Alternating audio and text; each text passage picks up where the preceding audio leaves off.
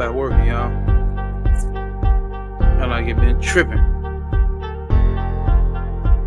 So if y'all just joining, what's happening to my fellow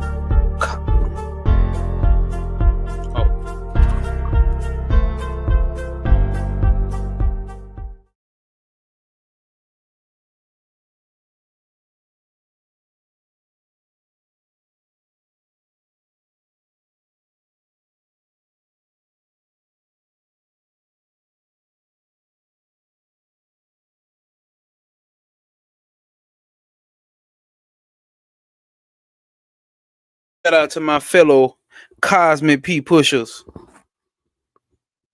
My fellow cosmic P pushers, if you in this motherfucker with me, if you catching it on a replay, drop a SOP, standing on principle, in the comments. Hit that like button. Hit that notification bell. Share this to people who love it. Share this to people who may hate it. Tonight we going in. Marcos Lucas. Peace. Peace. How I'm sounding on your end, bro? Do I sound? Am I breaking up? Am I choppy? J by Hill. Much love. My fellow Cosmic P pusher. SOP. Standing on principles. My fellow Cosmic P pushers around this motherfucker. What is P? P is the principle. We not pushing gang banging shit here. You know, nigga may come from the streets or whatnot. Okay, they say we good. But that's not what we pushing here. We have turned a new leaf here, motherfuckers.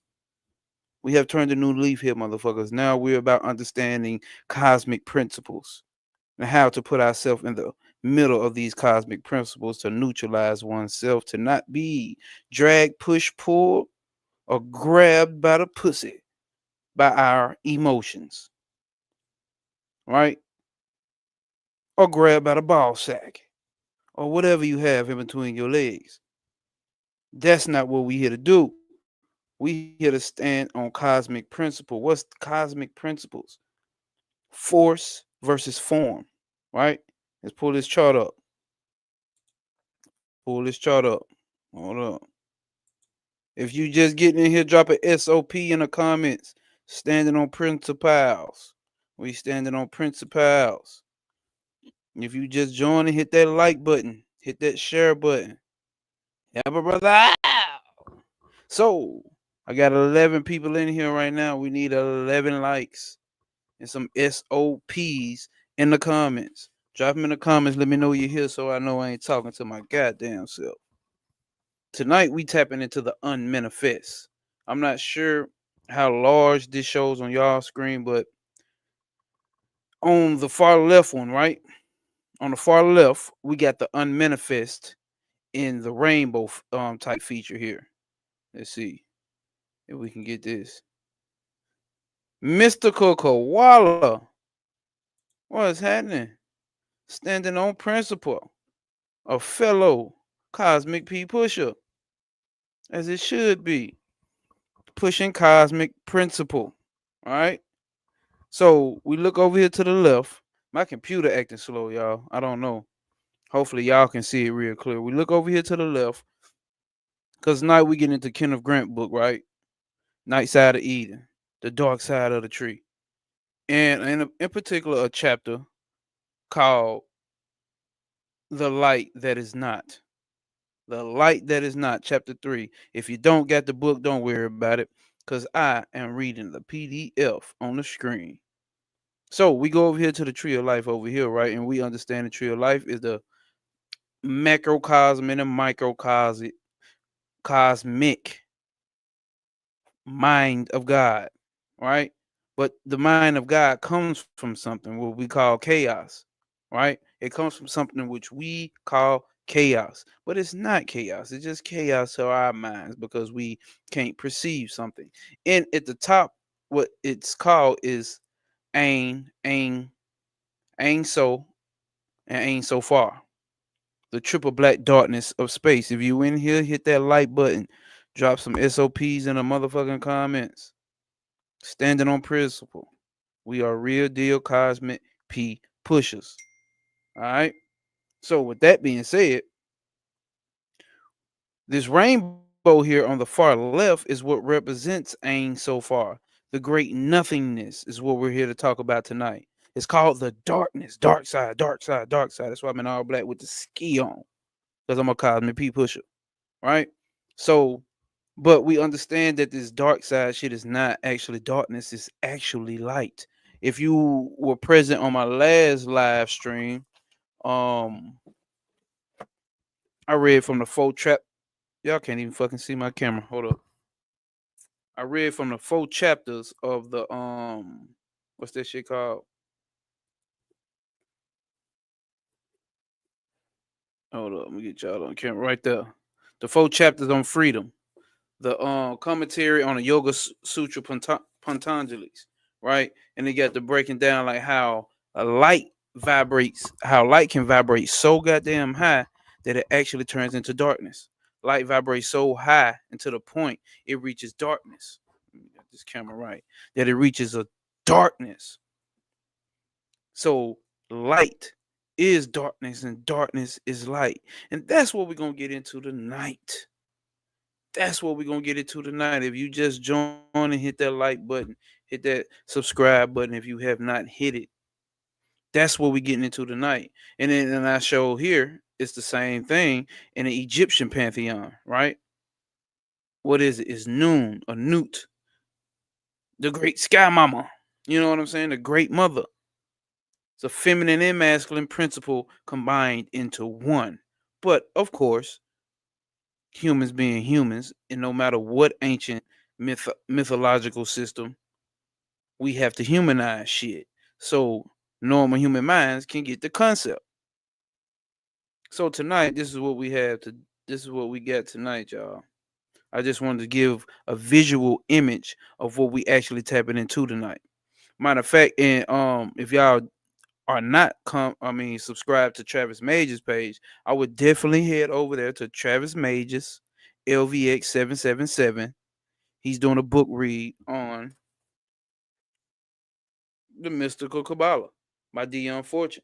He's read it a million goddamn times. He probably gonna read it a million and three times. So, and it's something that I wanted to read out of here before we hop into this book. Oh, speaking of the goddamn devil himself, it's the devil himself, Travis motherfucking Mages. Just speaking about you, bro. And what I was just talking about is what you just recently started reading the Mystical Kabbalah. Again, I told him you've read it a million and one times. You're probably gonna read it a million and three more goddamn times because it's honestly so profound. So with what we getting into tonight is now in chapter 5 of Mystical Kabbalah. I think Travis read this on the last live stream, if I'm not mistaken. It's the negative existence. Kenneth Grant kind of has like a different perspective, and I love it. And I love it. It is, but it's not. It's the same thing. But let's read this right here first. Right? We're gonna read this right here first from chapter 5. Just a little paragraph, nothing too much. It says the esotericist, when endeavoring to formulate his philosophy for communication to others, is confronted by the fact that his knowledge of higher forms of existence is obtained by a process other than thought. So thought is limiting. It's higher levels to reach that don't have the formulation of thought and the way that humans think. Can you think about what thought is not? Just think about that. What the fuck is not thoughts? Because everything you think about is a thought. Everything you see is a thought, or at least once was a thought. And when you see things, you think about things. A thought. But nonetheless, and it says in this process only commences when thought is left behind. So in these books, like we're dealing with Tatwa Shudi or Samkhya Darshan, they dig into it. Dharana Darshan, they dig into these ways that you're actually able to reach these states. And I think it's an actual state when you once you I can't remember the delta, theta, gamma waves. I forgot. But you go into one of these states when your ass is asleep, and you don't wake up and recall no goddamn dreams. You go into these states. These states exist. You go into higher levels of consciousness where thought can't persist because the human mind likes to make things into forms. That's why I have this picture up there. Like, no matter how ancient the system, they have to anthropomorphize these principles. They have to anthropomorphize these principles into humans so you can be able to get them. That's so the human mind is trained in that way, though, right? Not just because of culture, but just because of the human mind in general. This existence is rooted in Bina. It's Malkuth. Malkuth is the princess, right? Thought I had to sneeze. Malkuth is the princess. All the emanations from the top of this tree up here come all down to the bottom. Everything emanates down here. So we have that force and form mixture down here. So to describe force, spirit, soul, we have to give it form. We have to give it form for us to understand it. So, and it says, consequently, it is only in the region of consciousness which transcends thought that the highest form of transcendental ideas is known and understood. And it is only to those who are able to use this aspect of consciousness that he can communicate his ideas in their original form. Well, I was just reading some shit that she just said in on the chapter of Gijula or Chesed. God damn. I was finna post it on my story, but I ain't gonna do it. I'll run it later on because I want the focus to be on this. So to get to these higher aspects and understandings of transcendental consciousness for a buzzword, right? Transcendental consciousness to quantum leap, we need to understand certain aspects, and one of these aspects is negative existence, chaos. Remember, if you were here when we read the little chapters that we did read from Outside the Circles of Time by Kenneth Grant, he said the spiritualists of the occultists, peace, peace, peace. If y'all in here, if y'all just join and drop some SOPs in the comments, standing on principle. Shout out to my cosmic P pushers, my cosmic principle pushers, right? We stand on principle. When we stand on principle, anything within these ramifications of it, it don't matter. We can work it out because we know we standing on principle. It don't matter. We can work it out because we standing on principle. We're not dragged and pulled up and pulled down and swayed by our emotions, right? We're not pulled and swayed by our emotions or our perspectives. Our perspective should be like water. It should be able to take shape or whatever the fuck. You should be able to see other people's perspective, even if your ideology doesn't agree with it. I don't think you should be void of your ideology. You just need to be able to perceive other levels of ideology and different perspectives. I was talking to a fucking Nazi the other day, bro. A nigga talking to a Nazi. And me and him had a good ass conversation. I don't want to get sidetracked, but long story short, that ayahuasca took his ass down through there. I opened a game changer. He actually never wanted to be a fucking neo-Nazi, but he was raised in that manner. His consciousness was shaped in that manner. He actually always felt that it never made sense, but he was part of the group mind, which brings me to something.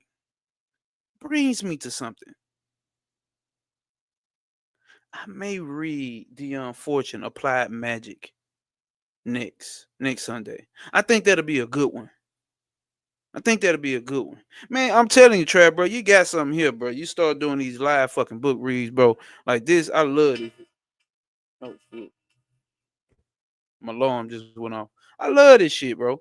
And then the community around it, built around it. Let's do it. Damn, J by I don't know what. I don't know. I probably just caught something. You probably talking to it in the comments, but yeah, man, it's crazy how perspectives can change. A diehard neo-Nazi, swastika tattoos and everything, all that.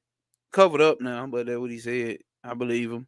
You know what I'm saying? And when you learn to see things from multiple perspectives, you evolve. You evolve. You're not rigid. You get what I'm saying here? The only thing needs to be rigid is your motherfucking principles. Yeah, J Bar here, that goddamn ayahuasca took his ass down through there. He told me the story. I'm like, ooh wee. One day I shall. One day I shall try the ayahuasca. You know what I'm saying? But tonight we finna get into the light that is not chapter 3 on Kenneth Grant's book. Let me take this down. Think I've had a good enough of an intro. The only thing that needs to be rigid is your goddamn principles. Niggas ain't got principles. Bitches ain't got principles. Excuse me, ladies, if that offends you. But I'm silly and I just talk like this just to be in my character. I'm gonna be me. But niggas and women, man and female, or whatever the fuck the case may be, seem to lack the principles and understanding the principles. That's why I always give shout out to Trav for for me. He led me to this fucking Kabbalah shit. My teacher didn't go deep enough into it. And we had the same, you know what I'm saying? So they didn't go deep enough into this fucking what we talking about, the Kabbalah. And now that I understand the Kabbalah and its machinery, its catabolic and anabolic nature, as far as Gijula and Gibera is concerned, you know what I'm saying? Is breaking down and building up of the mind of God that is forever evolving. Like I say, I got it from Bobby. You are the agent carrying out God's work. God is bored up there, bro. I'm telling you. You get up there, yeah, get to thinking it's something all fancy with gold and rose and the land of milk and honey. And god damn it, it's boring as fuck. All the action happening down here, player. I'm tell you that now. I remember Bobby used to say something like, I forgot what book he read for. All the angels in heaven say God is on earth, and all the ones on earth say God is in heaven. Something to sit on, man. Let's pull this chapter up, man. Let's pull this chapter up. Before I get to going, how do I sound, y'all? Am I breaking up? How does this look on the screen?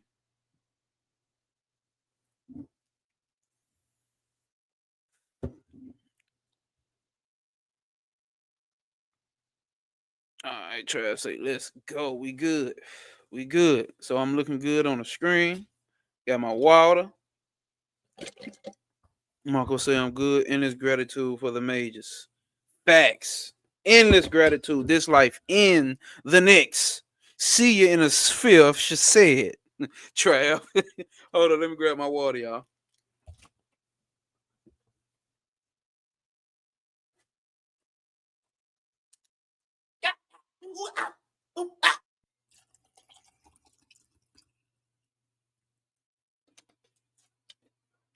Thank you, y'all. Where y'all think Michael Jackson came from? That nigga is a fucking greatest of all fucking time. Fucking Michael Jackson. What's up with these MJs? Michael Jackson, bro.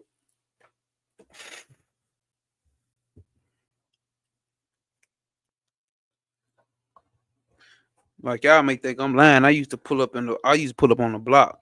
All the blood standing outside. The homies on the block, pistols on them, crack rocks in their pocket, doing all the thug shit. And I will pull up playing Michael Jackson. No bullshit. Mm, mm, mm, mm, mm, mm, mm, mm. On days and 40 nights, I went on the Greetings, beloved. One of my favorite people in the world right here. One of my favorite people in the world. And you know what? That's okay. It's okay. Mama say, Mama sa, Mama kusa. All right, y'all. Let's get this. All right, so I see. I don't know. My computer is moving slow, but good thing I'm not coming through slow to y'all. Hey man, under the tough hood exterior is a human being. Facts, bro. It's a fucking human being, bro. It was all a facade. It's all a facade. Nigga just didn't want to be hurt by anybody else, so we pushed out this mean guy, this nigga better not fuck with me attitude. It's all facade, bro. You really hurt and you in your feelings. You will pull street guys are pulled and swayed by their emotions more than anybody. I tell you that now. There's nothing else in the world that can make you kill someone or shoot someone but stepping on your motherfucking shoe by mistake. You gotta pass, gotta see past the mask and reach for the soul. Facts. Facts. What she say? And that's okay. And that's okay. Who can deny MJ, man? Let's do it. Why is my shit not on D&D? Hold up, y'all. Got to get this motherfucker on D&D.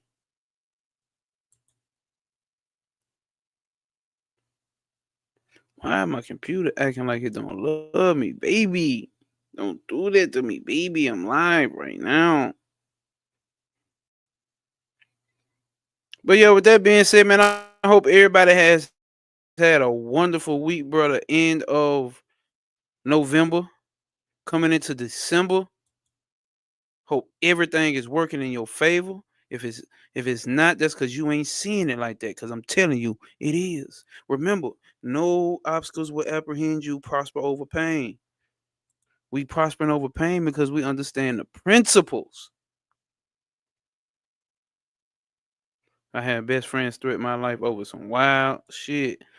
Like, come on, man, over like wild things. But I've been there myself and ruined some friendships too. Nah, same here, bro. Same here, bro. I will do like a background story, like about where a nigga came from and what ultimately brought him into this. I think I did like a short on it, but that was way back when I first started my YouTube, probably like shit, probably about like 10, 11 months ago. So I do one of them because I understand, like, I love people's stories. Like I told Trav, bro, like I fuck with his shit, and then I start fucking with him tough once he dropped that the different parts of the soul video, and I had that personal experience the night before. And then I went through his shit. I'm like, you know what? Let me go look through his shit. And I seen a video where he actually gave his story, and that what made me fuck with him even more. You know what I'm saying? I like hearing people, and I guess I was the same way with music. You know what I'm saying? Like all the hit it, did it, all that shit was cool, but like I don't know your story, so like I don't believe in you. You know what I'm saying? So I like the rappers that gave you their stories. You know what I'm saying? I fuck with people when I know their story. You see what I'm saying? You can get a little remnants of my story now by how I talk, my vernacular, and all that. But I'm gonna definitely get into that and what ultimately led me down this occult path. Hold up. It's crazy. If I turn the camera the opposite way, it gets me straight. All right, y'all. So here we go. If you just joining, hit that like, comment, and subscribe button. Comment SOPs in the chat. Hit that like button and share this motherfucker to people who gonna hate it and not love it, or love it and wish that they hated it.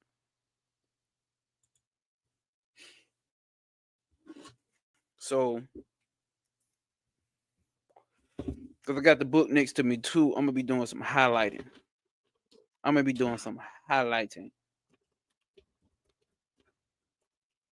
Hopefully, y'all got the PDF. Um, hopefully y'all got the PDF, man. Hold up.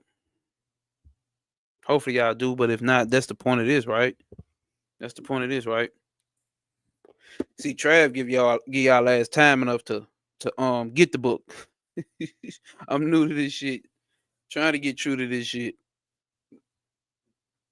See, now my comments ain't showing. All right.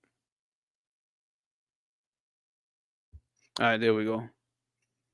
All right, there we go. There we go. SOP Sunshine Chick, the infamous Sunshine Chick, the notorious Sunshine. What is happening? What is happening? Look how slow that shit showing up. Hey, Trav, bro. Trav, hey, bro, if y'all been on his page, bro, this guy has not stopped with this goddamn Jodeci.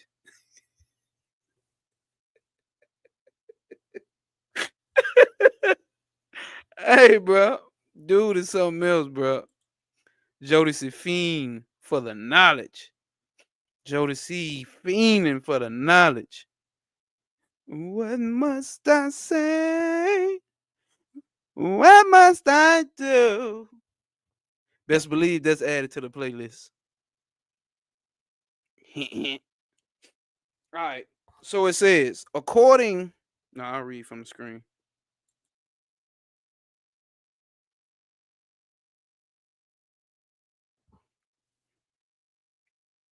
So I won't be able to see the comments, y'all. All right. It says, according to the. Fuck that. I'm not reading from that. I won't do that. Sorry, y'all. That shit's too little for my screen. I'm sorry, y'all, if it's too little for y'all shit. But it says, according to occult lore, cosmic consciousness manifests in humanity as sentient with which concentrates itself into a individualized center of awareness and splits into subject and object. So consciousness is an occult lore. Hold up. According to occult lore, cosmic consciousness, right? This is what we dealing with when we dealing with the three supernals, or the whole fucking tree for that matter, right? It manifests in humanity as sentience, which concentrates itself into an individualized center of awareness. Individualized. When we get to talking about individual, we should know that we talking about what? Ahunkara, cosmic ego, the part of the ego that identifies. I mean, not the part of the ego, that's what the ego is. The part that identifies, separates. That's Taurus, that's Gemini, that's Aquarius, that's Cancer. You see what I'm saying? It identifies, right? And it splits into subject and object.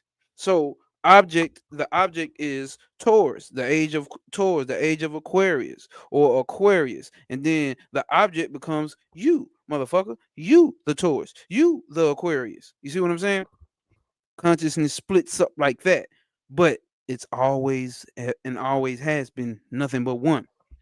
Subject identifies itself with the consciousness principle as ego. All right, well, there you go. Just said it. Subject identifies self with the conscious principle as ego. An object is. Why am I not highlighting?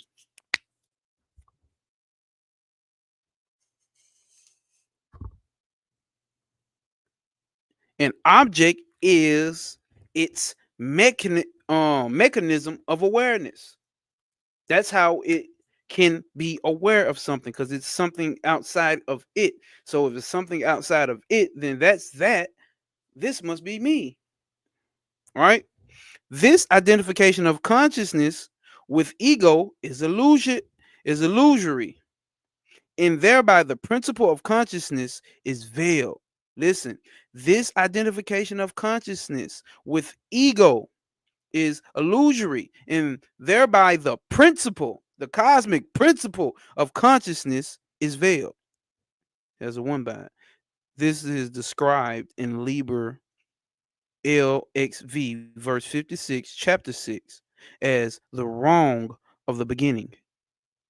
It is the essential flaw noted by the Arabs, the original fall. That's the original fall. That's the original fall. Ego. And thereby the principle, okay, the ego imagines itself to be an entity discrete from the objects which it senses. And instead of pure feeling, hearing, seeing, tasting, knowing, there is a false assumption that I feel, that I hear, that I see, I taste, I know. Ahamkara is the I-ness. Maybe there's a way I can do this when I'm still facing forward. I don't like facing away from the camera. See how that light show my real light skinness? Let's read that again. The ego imagines itself to be an entity discrete from the objects which it senses. And instead of pure feeling, hearing, seeing, tasting, and knowing, there is a false assumption that I feel, I hear, I see, I taste, I know. It is thus that the phenomenal world, which is the world of appearances, is represented to us as Malkuth, right? It's represented to us as Malkuth when we're dealing with the tree of life, y'all. The entire process from Kether to Malkuth is one successive veiling accompanied by increasing loss of awareness of the principle of consciousness. Did you hear that? From Kether to Malkuth is one big successive veiling, one big glump of successive, one big sheet, one big sheet accompanied by increasing loss of awareness of the principle of consciousness. But not nobody in here. Everybody in here is standing on principle. We getting it, buddy. The whole purpose of incarnation being the redemption and reintegration of the lost principle. What's the whole point of incarnation? The redemption and reintegration of the lost principle. Let's highlight that.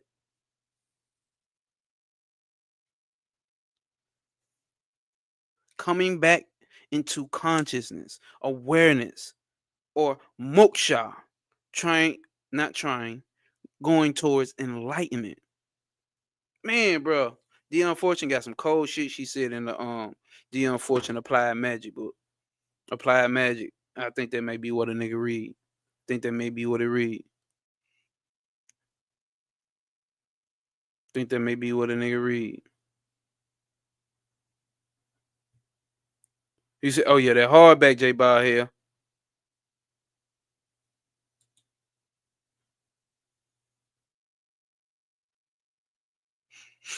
All right, what does it say?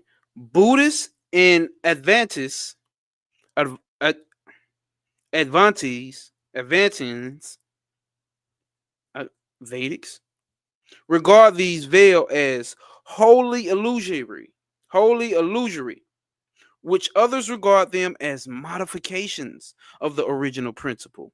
So some people say that whole veil Buddhist, come on, god damn it, Adventians regard these veils as wholly illusionary. Some just say it's completely illusionary, and others regard it as a modification of the original principle. It's only a modification. I may be leaning towards more of that. In which light they are regarded, the problem. Hold up. In whichever light they are regarded, the problem remains unchanged, right? Advating. Did I say that right, J. Bahel? Advating. How to resolve, hold up. In whichever light they are regarded, the problem remains unchanged. How to resolve the perpetual game of hide and seek. Kether plays the game of hide and seek. Look, that which Kether plays through the primary veils of subject and object. Subjective, the gross, which is objective, and the subjective, dealing with the mind, right? Dealing with perception. So Kether plays through the primary veils of subject and object, Hokmah and Bina, the supernal mother and supernal father. Hold up. Advitian. So that's what it was, Advitian. Okay. Hopefully that word shows up again. I get that shit right. See that what I'm talking about? I'm getting schooled while reading. That's the type of shit that I like. Okay. Which catcher play with catcher blah, blah, which Kether plays through the primary veils of subject and object, Hokmah and Bina, the nexus of which is located in Doth. If y'all paying attention to Trav page the other night, there's another sun. There's a sun before Tifereth, before the Christ. Doth, knowledge, right? The nexus of which is located in Doth. The cause of the mystery, glamour, or ignorance, as the Buddhists call it, is the initial and the mistaken identification of self with its objects. That's my car. That's my house. That's my woman. That's my son. That's my bitch. That's my nigga. That's my money. That's my table. That's my house. You get what I'm saying? The cause of the mystery, glamour, and the ignorance that the Buddha called it is the initial and mistaken identification of. Oh, I ain't changed the page. Y'all ain't told me. That ain't fair. All right. Yeah, look like it's the same. Yeah, it's the same. This is caused mainly by the fact that, as the Kabbalists claim, Kether is in Malkuth, and Malkuth is in Kether, but after a different manner. The presence of Kether in Malkuth creates an illusion of reality in all objects. This glamour engenders sentience, which bewilders and drowns the self in delusion.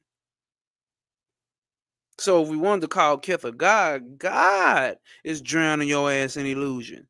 If we wanted to go there, but everyone here already understands, right? But nonetheless, Godhead is drowning your ass in illusion, right? Sri Ramakrishna composed and sang many hymns of surpassing beauty to this world bewitching Maya, or magic play of glamour and illusion generated in the senses of humanity, which make the unreal for the real. Kether is the focus of cosmic consciousness, and its first manifestation is light. The aim, right, which we just showed at the beginning, right, which is its source, is not darkness, but absence of light. Listen, because we talking about the triple black darkness of space, the Ain Sof and Ain Sofar, right? The triple black darkness of space, which had to turn. So I've also heard how the tree of life, is actually the the triple black darkness of Ain Sofar actually exverted. Like, it, imagine turning your whole body inside out. That's what's going on here. This is what's going on in the unmanifest, because it's still, the tree itself still sits inside the unmanifest. So it's just turning itself inside out for this experience. AOS 93. AOS 93. What's happening? This is what we talking about here, y'all. Kether is the focus of cosmic consciousness, and its first manifestation is light, the aim, which is its source, is not darkness, but absence of light, and therefore the true essence of light. So the darkness is actually the true essence of light. No, you didn't hear Bobby Hemmett. It don't matter. What we saying here, and right now. These are the principles, right? These are the principles of this whole reality. And you have to go into an abstract mind. You have to have an abstract mind to be able to perceive these things. And mystical Kabbalah, Dion Fortune gives like a nice experiment you should do. Pour like a bowl of water or a bucket of water, big bucket of water, and pour salt or sugar or something like that, she said, into the bucket of water, and that in the crystallization of that sugar inside that water, just keep pouring it, how it ends up turning out is actually what kefir is. It's the best. You should do it. You should read the book. I forgot what chapter it is. I could send you right to it, but I don't remember. And good thing she give verses, but I don't remember exactly, y'all. So, darkness is actually the source of light. So everybody is dark side, nigga. You ain't got no choice. Ski man, stop. You got no choice but to be a dark side nigga. Jay Baldhead says in chapter 5. He said it's in chapter 5. A Kabbalist right there. Jay Baldhead speaks, so shall it be. And therefore the true essence of essence of light. Kether is the infinitesimal point in space time at which absence of light becomes its present by turning the void ain inside out. He said not 100% sure. We don't want to put too much pressure on Jay Bob here with that. He said he's not sure. But it may actually be in chapter 5, right? And that's what I just got to reading from. The negative existence chapter. It might actually be in chapter 5. She gives you an experiment to do. Homework, homework, homework. So let's read that again.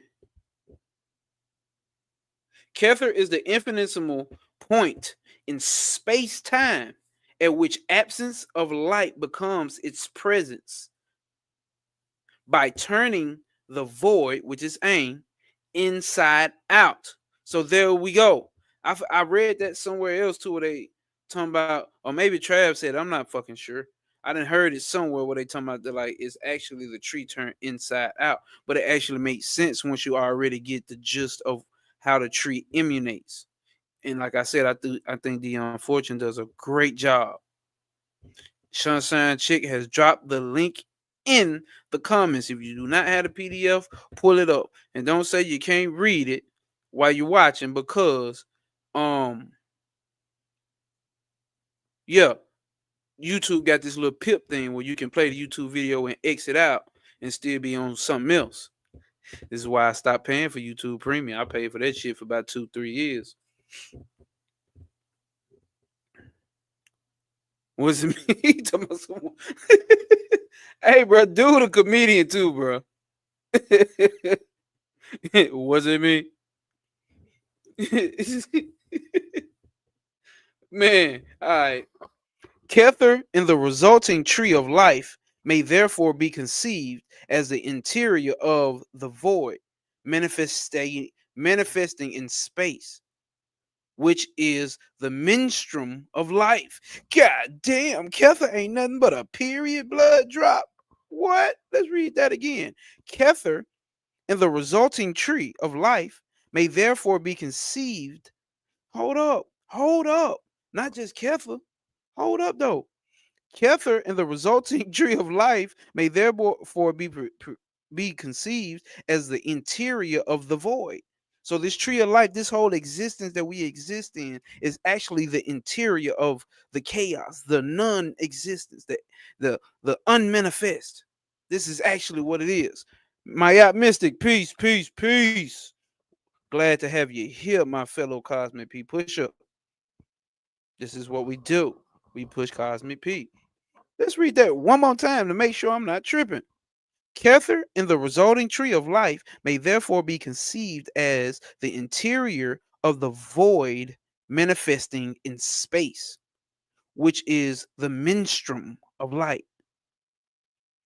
So anybody correct me, because maybe I just went off the first thing when I see menstrua something. I think menstrual, like period. So I don't have menstruum, menstruum. Ethereal progeny. What's happening? What's happening? What's happening? In the microcosm, the light manifests as the light of consciousness that illuminates form. Is that not what Hokmah does to Bina? Right? In the microcosm, this light manifests as light of consciousness. Moving too hard. As light of consciousness. It is the light which and and in which a thought can be visualized in the darkness of the mind.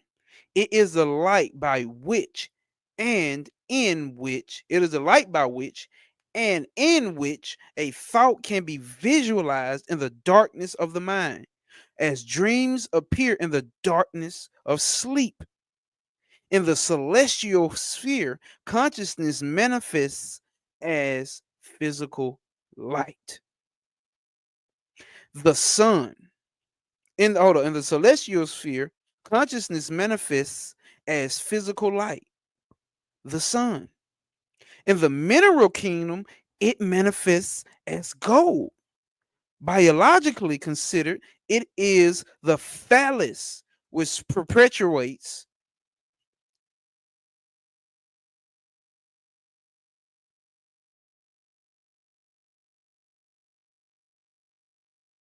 Can y'all hear me? Hold up, I got comments. Hold up. The interior of the void, menstruum of light. What is he saying about the tree? The existence is feminine. Ooh, ooh. Well, hey, what? Say what, Trav? I would say this right here. If we want to do that, because that's what that sounds like to me. Let's look at this. Boom. There's your tree of life in Kemet. You got the two pillars, your three pillars, your Malkuth. You know what I'm saying? The masculine, feminine principle, and right there you have Nun or Nut, the divine feminine principle, right? The triple black darkness of space. Ain Sof and Ain Sofar.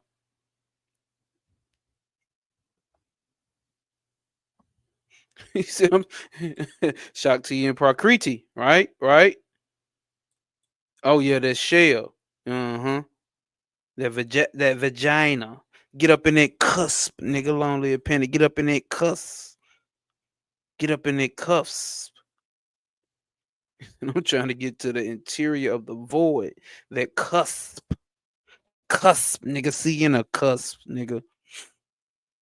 Biologically considered, it is the phallus which perpetuates the seed of light, right?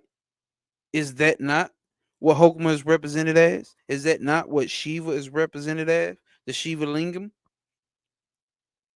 In the animal kingdom, which perpetuate,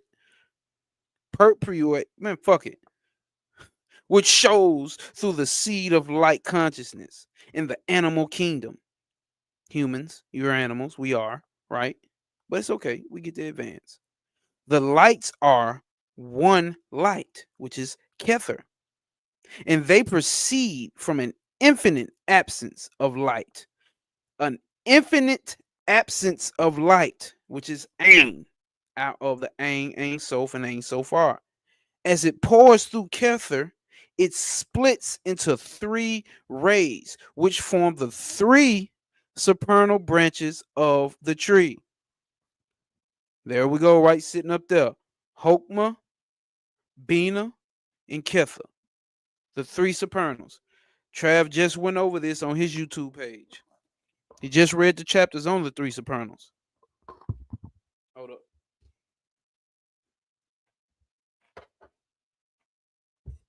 Trav just read it. Don't ask the Golden Dawn about the don't ask the Golden Dawn about the cakes of light.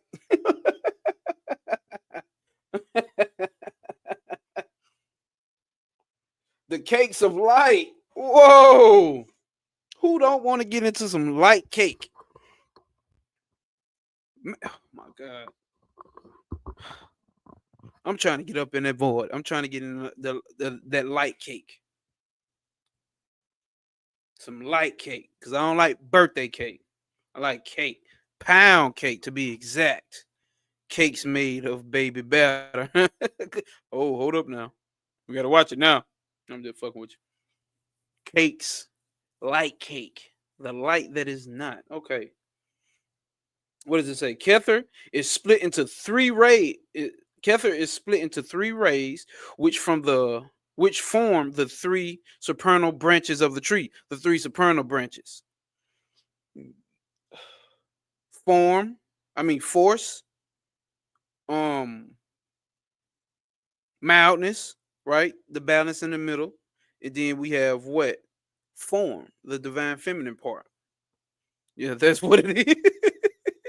But y'all silly as hell, bro. Uh, these have three pylons.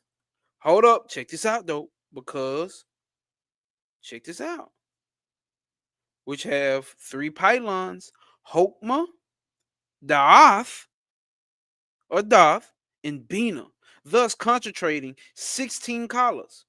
Let's see. It has a number 5 by it. The number of Hokmah is 2. That of Doth, 11. And Bina is 3. 16 collars in all. Oh, 16 collars in all. 2 plus 11 plus 3. Okay. So it says, these are the three pylons, Hokmah, Doth, and Bina, thus concentrating 16 collars, which, with their reflection in the world of antimatter,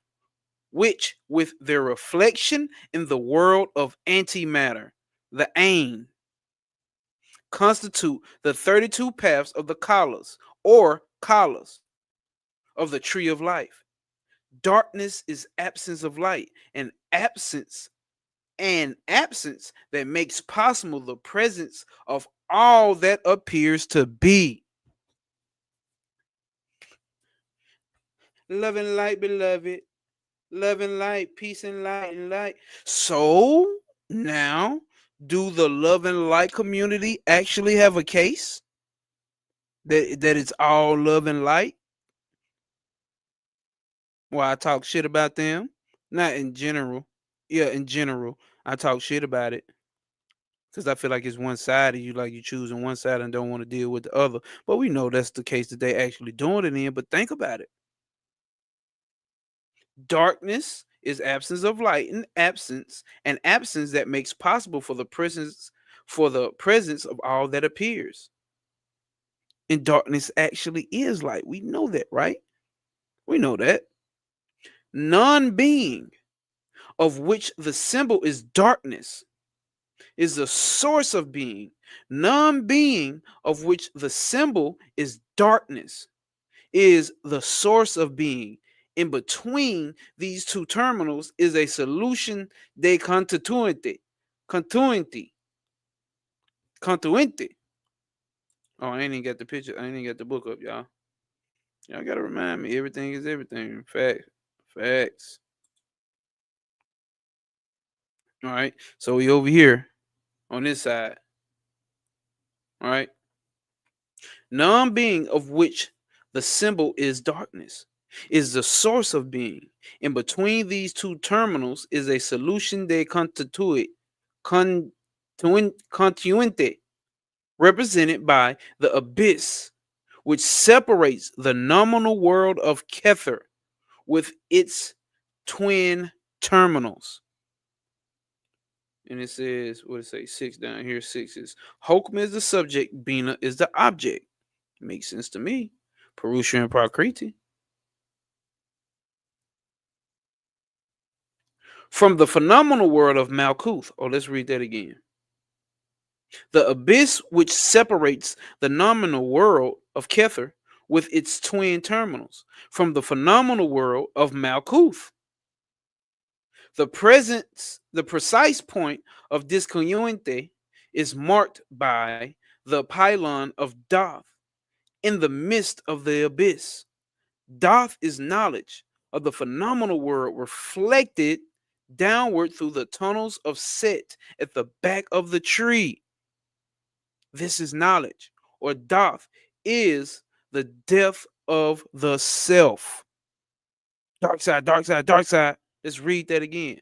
Doth is knowledge of the phenomenal world, because he made a distinction between phenomenal and the other. I think it was just nominal. But Doth is knowledge of the phenomenal world, reflected downward through the tunnels of Set at the back of the tree. This knowledge, or Da'af, is the death of the self.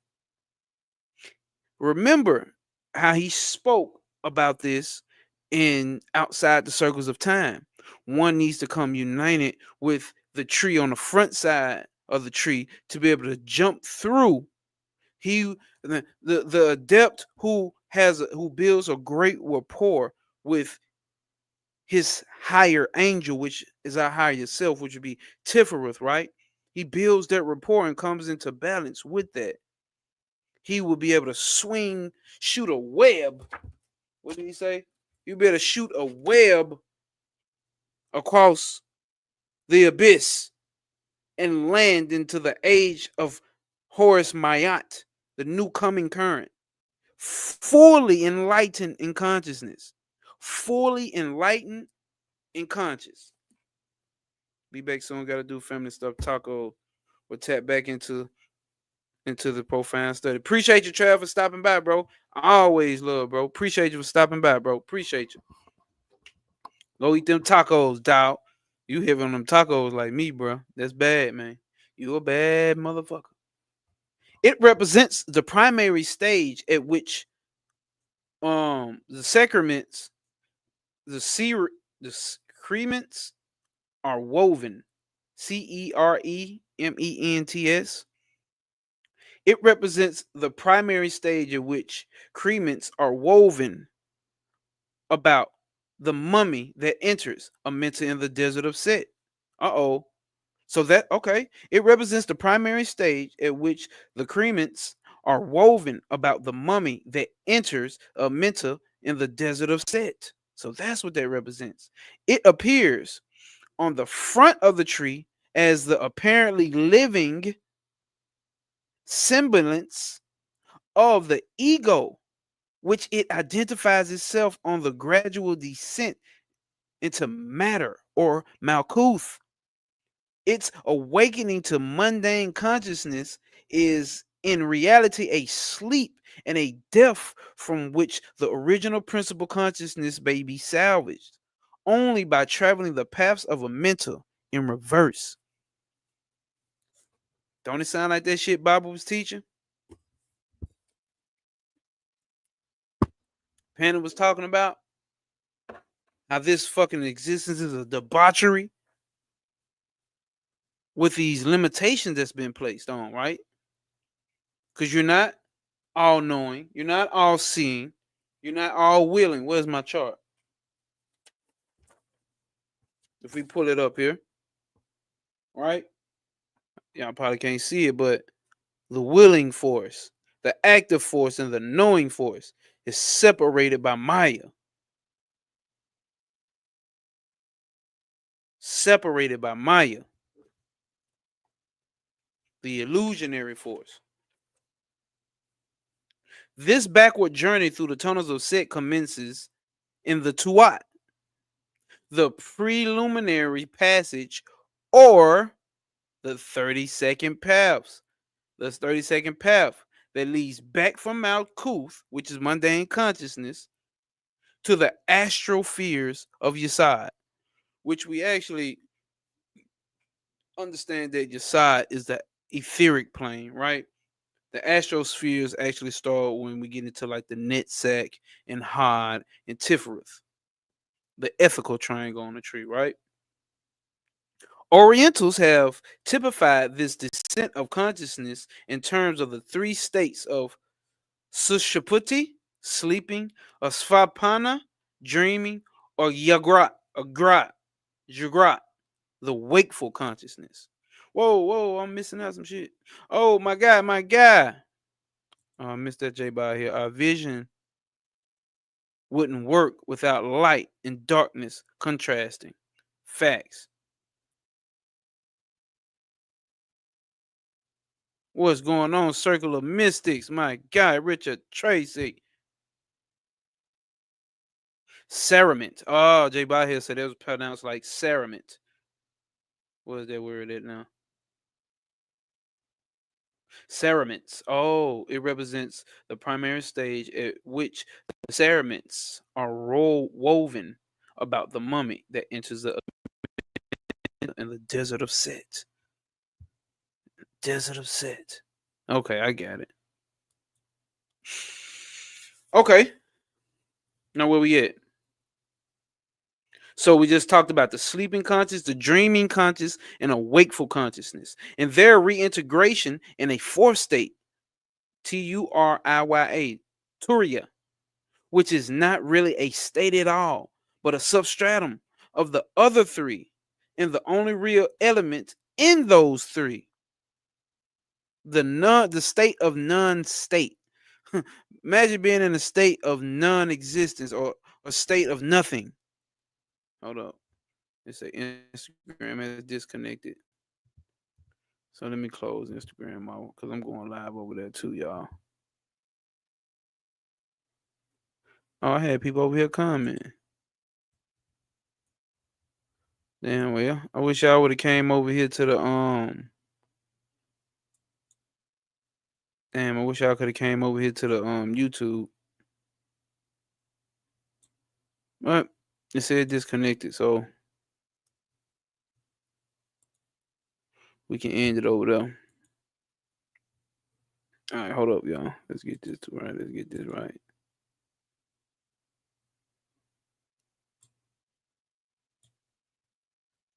Ready to study. Yes, sir. Yes, sir. Definition is a shroud for the dead. Okay. Okay. So that's what that is, a shroud for the dead. Sacraments. Okay. Okay. Where we at? Okay. So, okay, we just got through talking about these three states, right? The sleeping state, the dreaming state, and a wakeful state of consciousness, right? In their reintegration in a fourth state, they reintegrate into Turaya, which is not really a state at all, but the substratum of the other three, and the only real element in those three. Turaya equates with Kether, undifferentiated consciousness. That sounds like who? Shiva, pure unconditioned consciousness, right? Pure unconditioned consciousness. It has not gone under any conditions. What did Dion Fortune say in the cosmic doctrine? Consciousness is action plus reaction. Action plus a reaction. So once something happened, then you react back to it, and then that goes into consciousness. Now you could, because you become aware of what just happened, right? And then you create a reaction to that action, and then that continues to fucking create a chain of action and reaction, action and reaction, action and reaction. That's what we looking at when we looking at the tree of life, a whole bunch of action and reaction.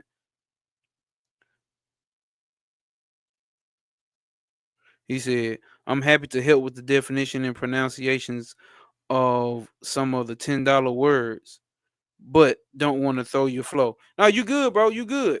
No, you good. Shit, you helping people who gonna also come through and be wondering what the fuck the word is. So you ain't just doing it for me, you doing it for everybody else. Yeah, right. Bless these occultists for expanding our goddamn vocabularies. Cerements. Yeah, hell yeah, bro. I appreciate that. I can't even lie to you. Um, Turiya, Tur, Turiya equates with Kether, the undifferentiated consciousness. Sushaputi, Sush, Sushu, Shushupati, you know, you can't, it's hard to say their words. Sushupati equates with Dyath. What did we say Shushupati was sleeping, the sleeping state of consciousness. Then Svapana with Yasad. What would we say that was? Hold up.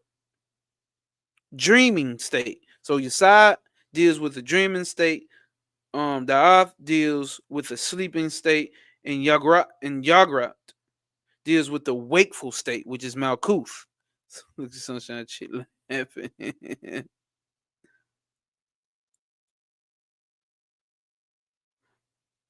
She definitely do.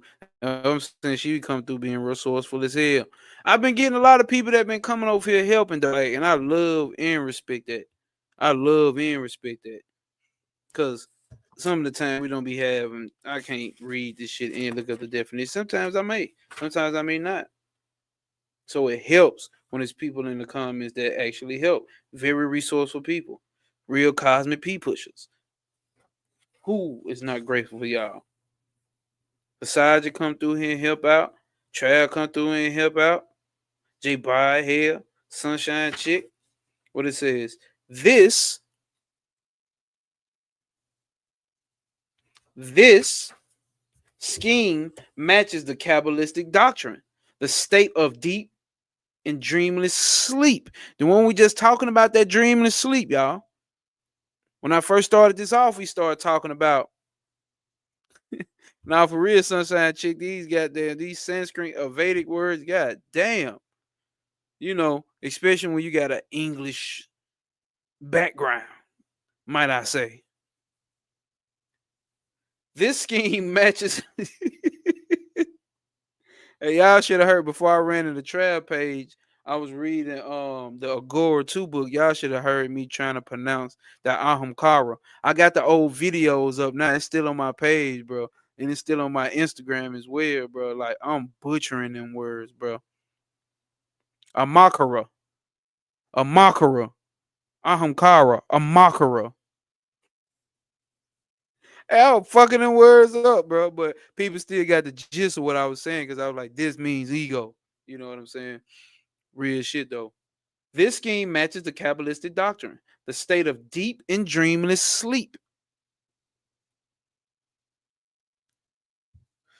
Hey, that's a good idea. That's a good idea, bro. That's honestly a good idea to do. Um, I got it.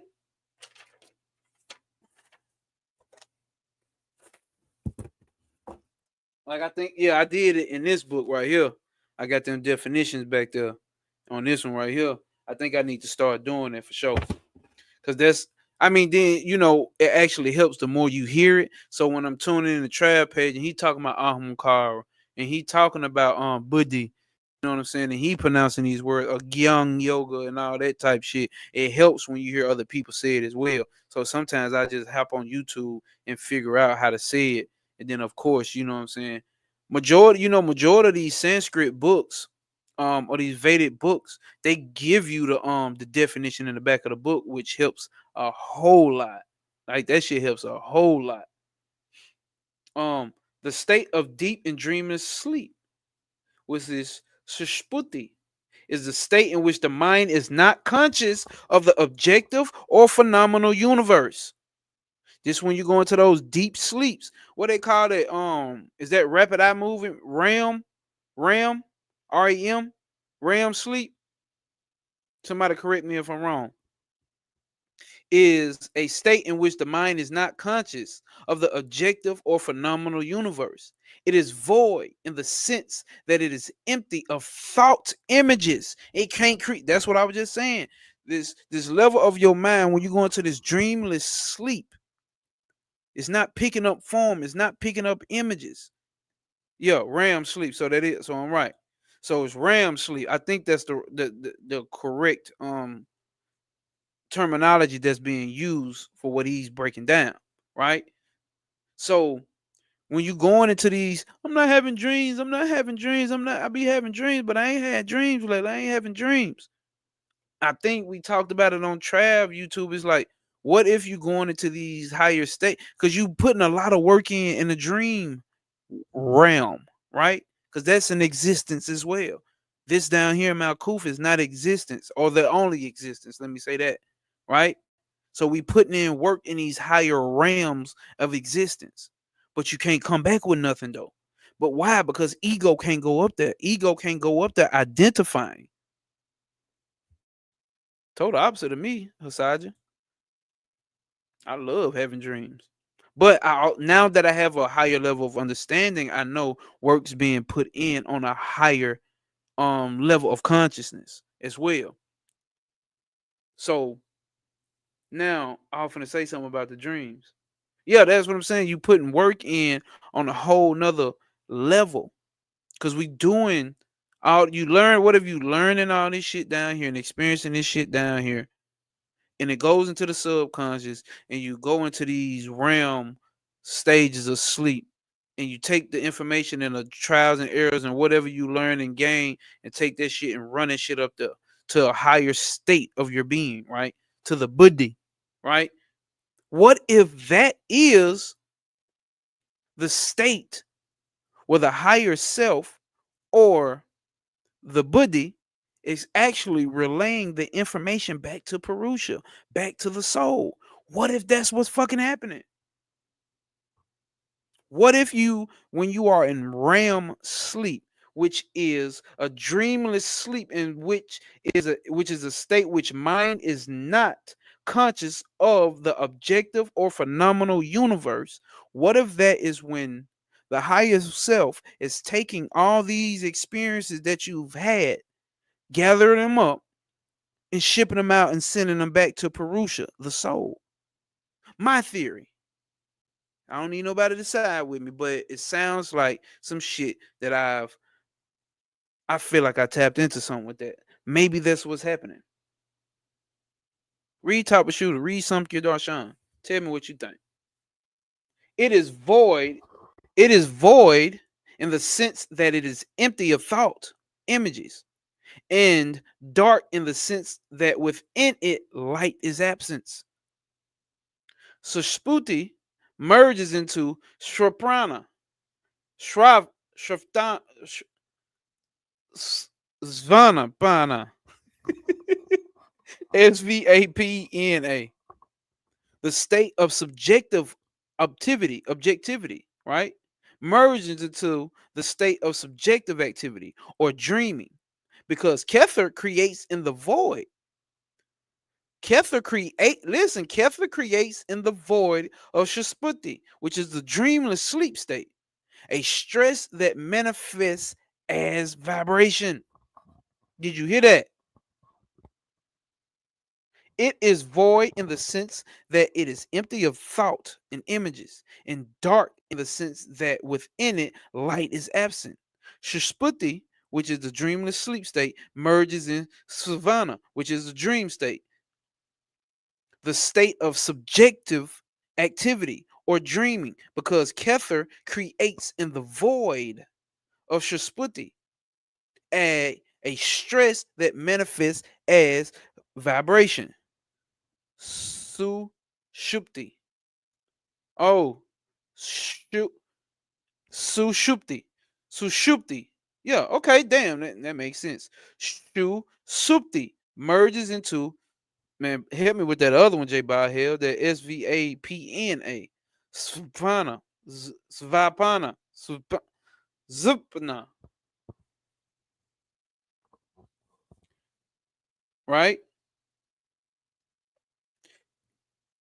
This stress is mirrored in the dream world, aka your side, as sentience, latent in the microcosmic power zones or the chakras, in which it assumes elemental forms of ether, fire, air, water, earth. Shout out to Trav, man. If y'all have not taken this elemental course, the spiritual authority elemental course, please do.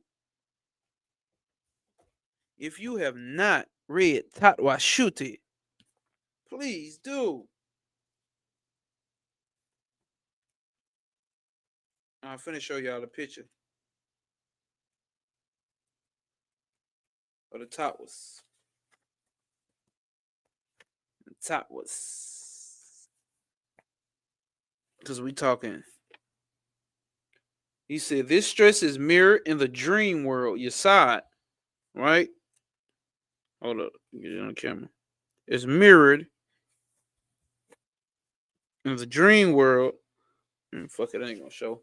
Of your side as sentience, latent in the microcosmic power zones, the chakras, in which it assumes elemental forms of ether, fire, air, and water, and earth. In other words, this vibration manifests as the six senses, which in turn are projected as objective phenomenon in the wakeful state.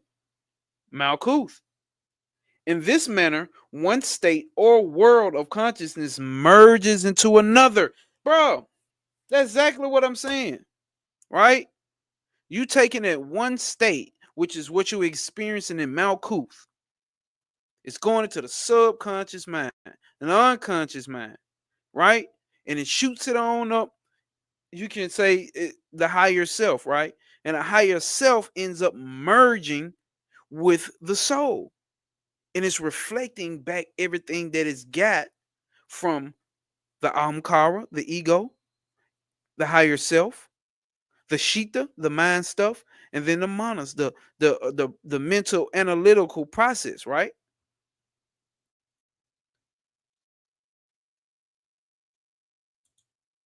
Svapna, svapna, svapna, svapna.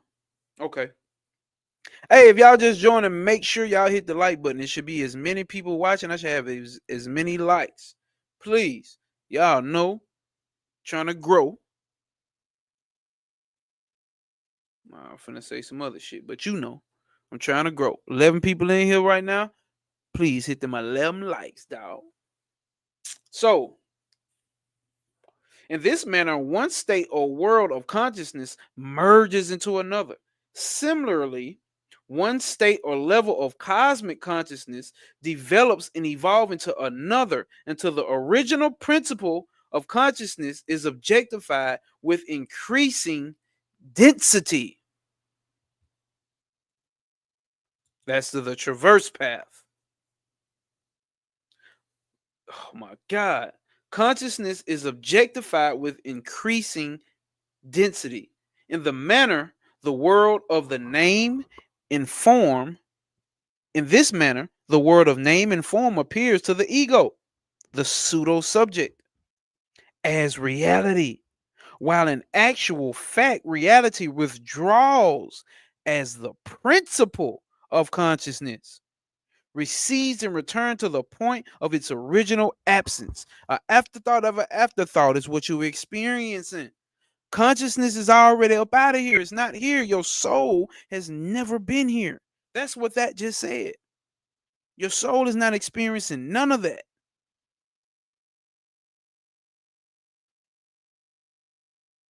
Your soul is not experiencing none of that. Let's make sure I'm on the right page over here. I should be right. Page 26.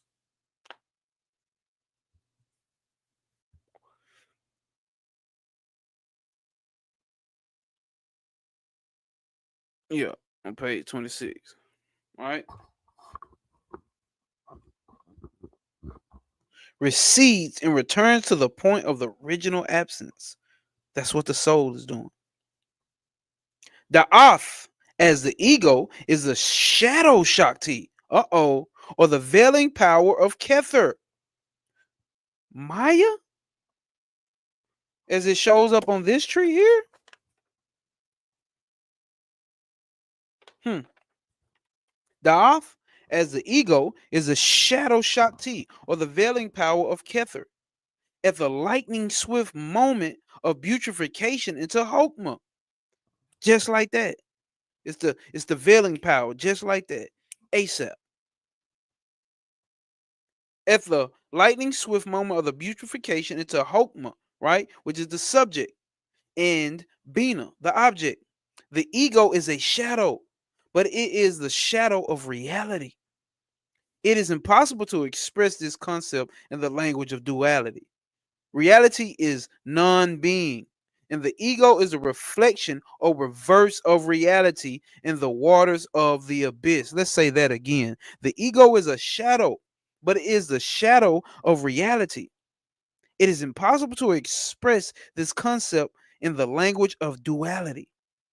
It is reality is non-being.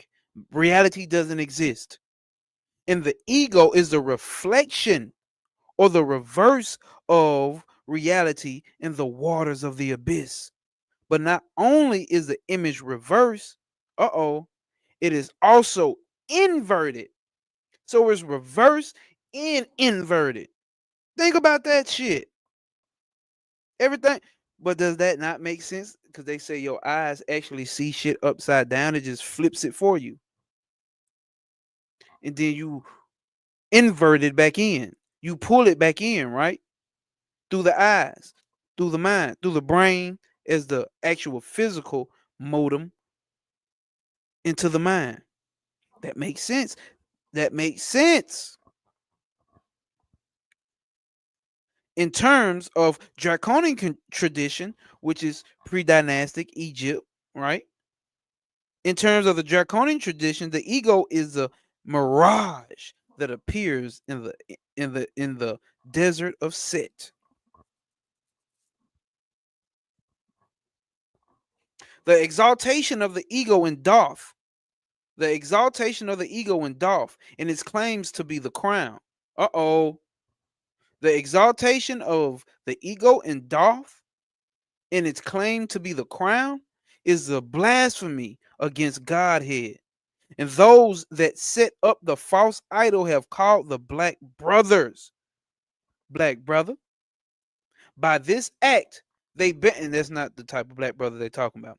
By this act, they banished themselves to the desert of Set for the duration of an aeon, or if profoundly committed to the averse hierarchy, they may maintain this shadow sovereignty for an aeon and an aeon and an aeon, an entire kalpa, or a great cycle of time. Imagine being stuck in your ego for at least 24,000 years. That's a great cycle. That's when we go through the Kali Yuga, the Moksha Yuga, and all that type shit. Imagine being stuck in your ego that long. That's blasphemy to the Godhead. The ego thinking that it's the one. Your ego, your I-ness, right? I am this, I am that. I'm not this, I'm not that. I'm spiritual, you not. I'm guilty, but I understand holistically because I stand on cosmic P. I stand on cosmic principle. I know there is no separation from you and me. I know that. Not believe it. I know that. But that don't mean I won't fuck you up, nickel. The false king endures until the copula is terminated by the Mahaparya, which is literally the great dissolution, the withdrawal into the void of the universe after its manifestation in matter. Mahaparya occurs after each 7 phases of the manifested existence. See Aleister Crowley's book, Aleister Crowley in the Hidden God, in chapter 4. So, where we at? An entire copula or great cycle of time. The false king endures until the copula is terminated by the Mahaparya. Such black brothers should not, however, be confused with the black brothers whose idol is not the ego, but a certain secret head of a truly averse hierarchy that resumes all the 777. The total 777 is the total number of paths and Sephiroth of the tree of life. That's different. 777 paths at the back of the tree. So there we go. At the back of the tree. Ephias Levi hinted at the hierarchy in the terms of black magic. And the Baphometic head alight. And the Baphometic head alight with the sulfur of hell. And adored the Templars and adored of the Templars. Another adept who had a glimmering of this negative hierarchy was H.P. Blavatsky. Yet her gargantuan, struggle to draw through the veil some. Hold up, what is that? I'm stuck on that. Let me look at the comments. Jay Ball here fuck around and put it in already. Gargantuan. My screen taking all day to load.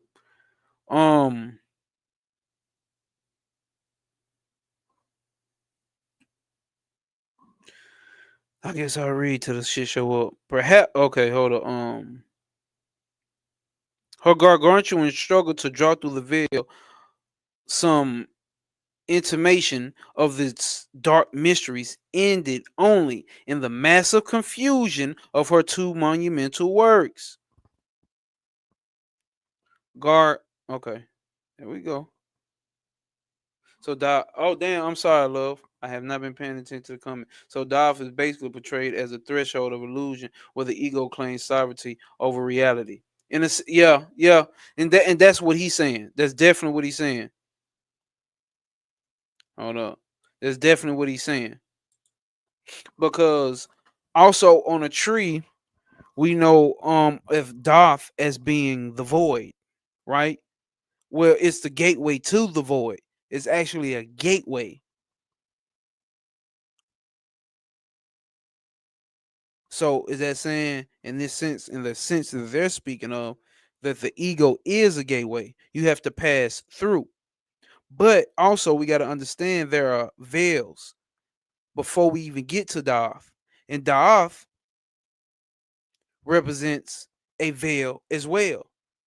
Because you can't go up into Kether with the ego, right? The same ego that we're talking about, right? And I think it's speaking of the ego in the cosmic sense versus the macrocosmic sense that I am this and I am that. When you get up there, it gets even more detailed in when we talking about the ego, right? Because it's the cosmic ego,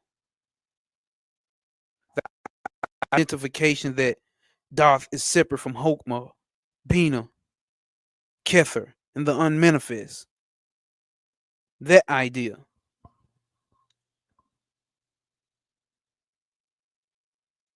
Satan with the bread in the desert of Shrit. Okay. Flipped all around. Okay. I'm catching up on a. Oh, Mahapralaya. Mahapralaya. Okay, that was what that's what that one was. Mahapralaya. And Gargantuan. Gargantuan. Okay. What was that with that? Blavatsky had her gargantuan struggle. Why the fuck you had to use that word? Why didn't you just say this bitch struggled a lot to draw the veil of some intimation of the dark mysteries? Ended only in the massive confusion of her two phenomenal works. So he's saying she was confused. And he's talking about Isis unveiled and the secret doctrines.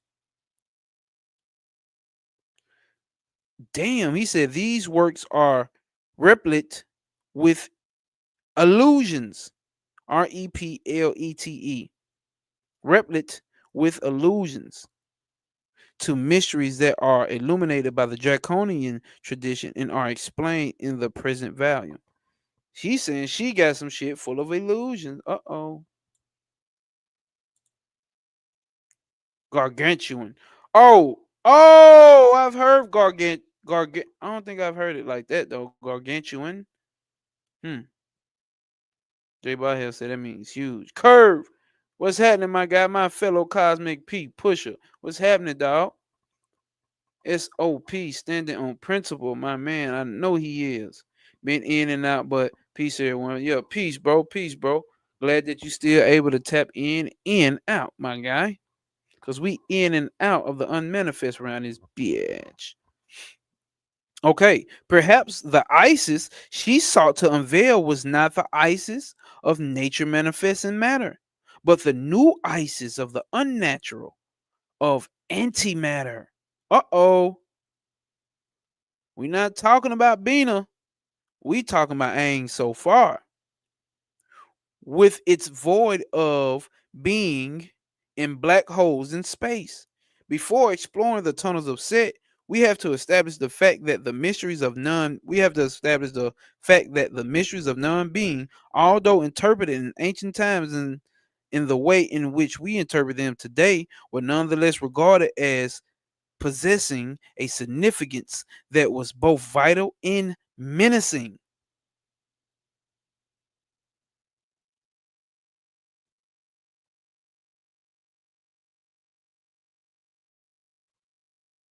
That was both vital and menacing.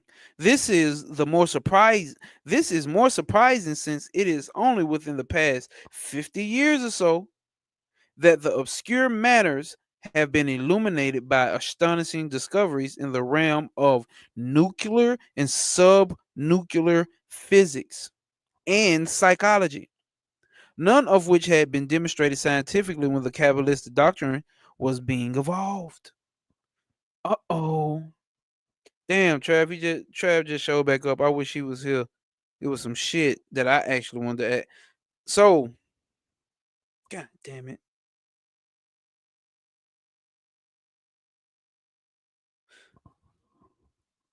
Um, damn, Trav, I wanted to ask you something. It was about Darth.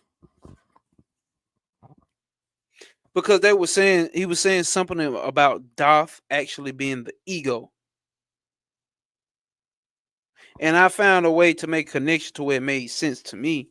And it's still there can be something that can be unraveled as that sits in a subconscious mind, right? But it made sense in the reason that he said.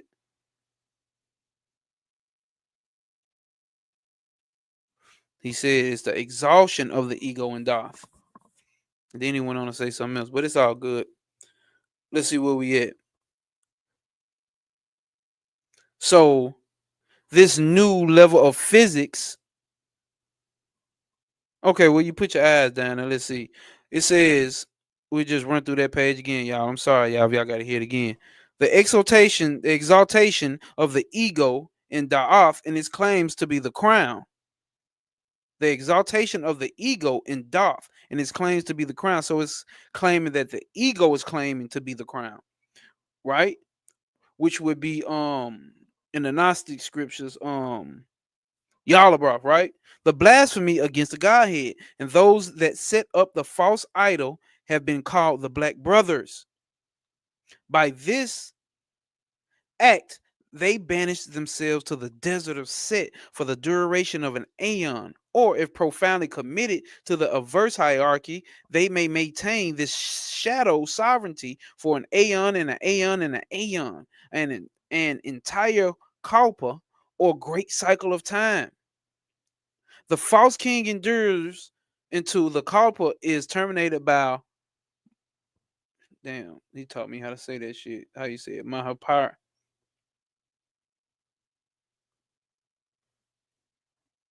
Damn, J Ballhead taught me how to say this shit. Mahapralaya. Mahapralaya. Such black brothers should not, however, be confused with the black brothers whose idol is not the ego, but a certain secret head of a truly averse hierarchy that resumes all the 777 paths at the back of the tree. Ephias Levi hinted at the hierarchy in terms of the black magic and the Baphometic head alike with the sulfur of hell and adorned of the Templars. Another adept who had the glimmering of this negative hierarchy was Blavatsky in her gargantuan struggle to draw through the veil some emanation of this dark mysteries, ended only in a massive confusion of her two monumental works.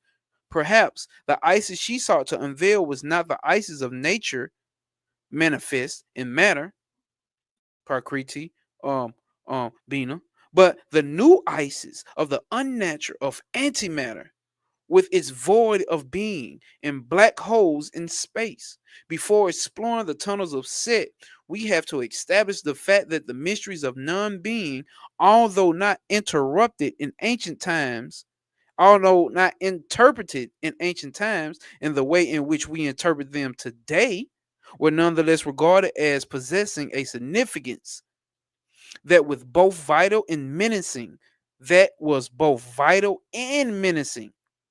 This is more surprising since it is only within the past 50 years or so that these obscure matters have been illuminated by astonishing discoveries in the realm of nuclear and subnuclear physics and psychology, none of which had been demonstrated scientifically when the Kabbalistic doctrine was evolved. And that's why Dion Fortune talks about this Kabbalah. She doesn't do it in a traditional way, right? Let me read these comments. Hold up. She doesn't do it in a traditional way.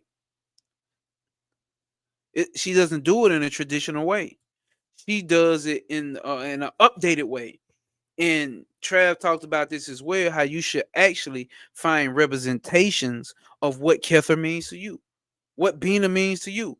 Figure out, you find little, you know what I'm saying, to represent emanations on the tree for you. What does that represent for you? It may not mean nothing to you, but it means something to me. It's childhood shit that I'm connecting with this tree, right? So the tree gets updated, and she goes into the book how they break it down is like, this is the only way for this shit to evolve. If you haven't realities of sticking to old tradition, them motherfuckers break and fall. Da'ath is Da'ath, the unmanifest ego making the seed of our ego. Hold up, shit, y'all, I'm missing a whole bunch of comments. Hold up. With Da'ath as the crown, of course, we are drowned in elemental forces. Okay, Trav. With Kether as the crown, we neglect existence. Ah, hold up. Traditional. Oh shit, I missed a lot of comments. Hold up, y'all. Traditionally, we see a scenario where it's either Doth or Kether, never both. Okay, okay. Hopefully that answers your question, Hasaja. Okay, so there's a way that it can be seen as one or the other, but never both. And so is that why they have in some trees Doth not, they take Doth out just completely? Now real shit, J by here. This info is thick as hell. It really is, bro. I go back and reread it. With Da'ath as the crown, of course, we are drowned in elemental forces. Hold up.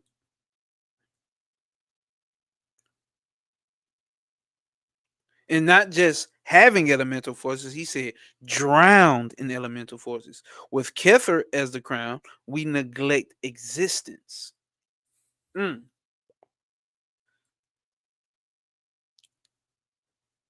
Da'ath is ego, and ego stems from the illusion and separate. And Kether is uniform consciousness. Kether is that one center point. Oh my bad. Is that one center point consciousness. So actually, because actually what it says here, exaltation of the ego in Doth.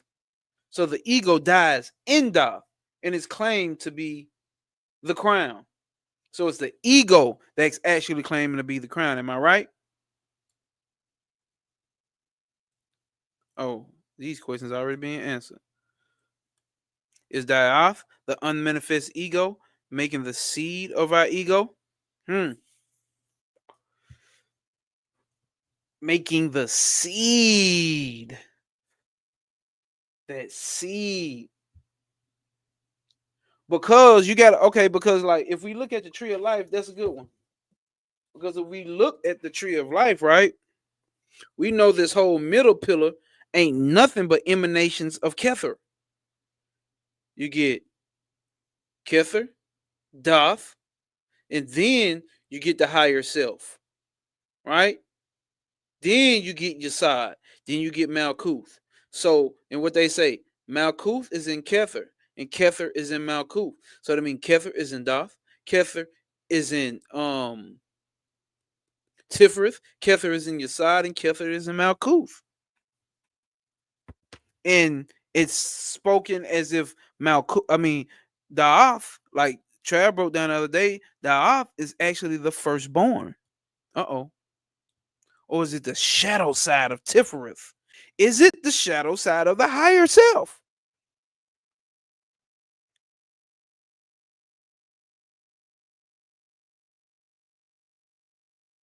This is the first definition.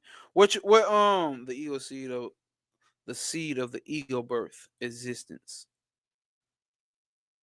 Okay. Trav said exactly. Okay, so my comments popping up late. That's what it is, y'all. Cause y'all put these comments 3 goddamn minutes ago, and I'm just not seeing them. Exaltation means the act of elevating someone in rank, power, or character. power, or character. The raising of the ego in Da'af and its claim to be the crown. The raising of the ego. Okay. Appreciate your curve.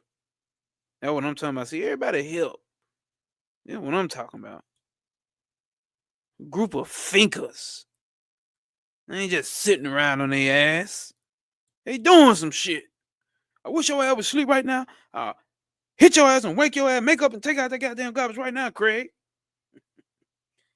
All right, let's continue, y'all. Because it actually ain't no long chapter. I want to finish it. Am I froze? I think I'm froze.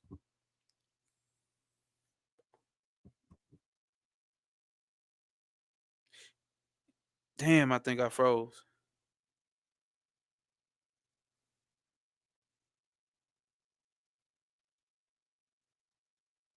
Damn, I'm froze. The fuck?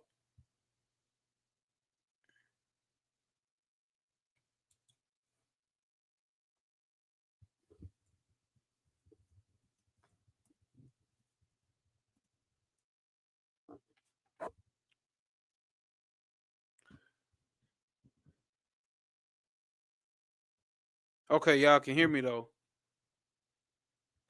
Fuck. It's gonna fuck me up when I try to clip it up, guys. Shit. Hold up.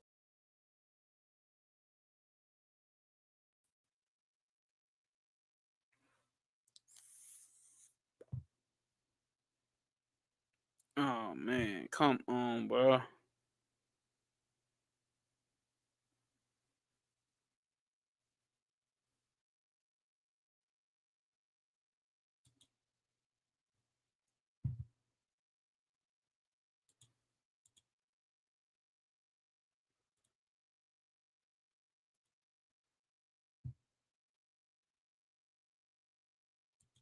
Come on, when the going's getting good. I wonder can y'all still hear me?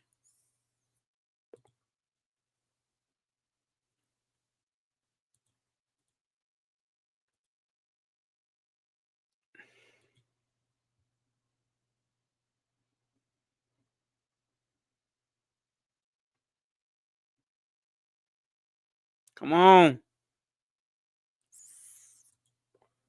Oh, y'all can still hear me.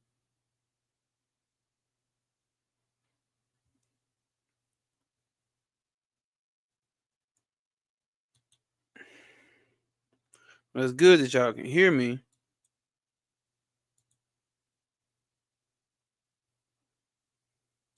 Motherfuckers can't see me. I want to be part of the action.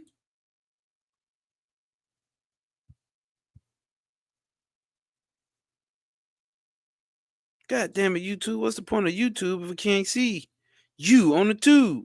God damn.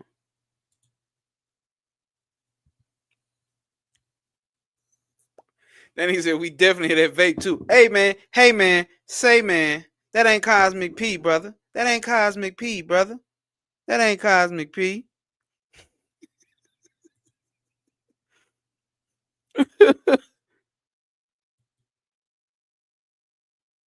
Y'all crazy as hell, bro. Let me get this camera, man.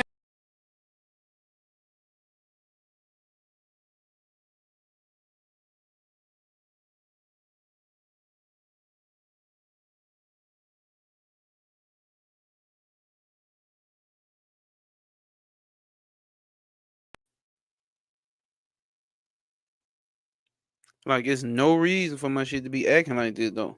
I'm gonna unplug my camera. That's what I'm gonna do. I'm gonna unplug the camera, plug it back in, y'all. That ain't Cosmic P, curve. That is not Cosmic P, bro. But it's all good.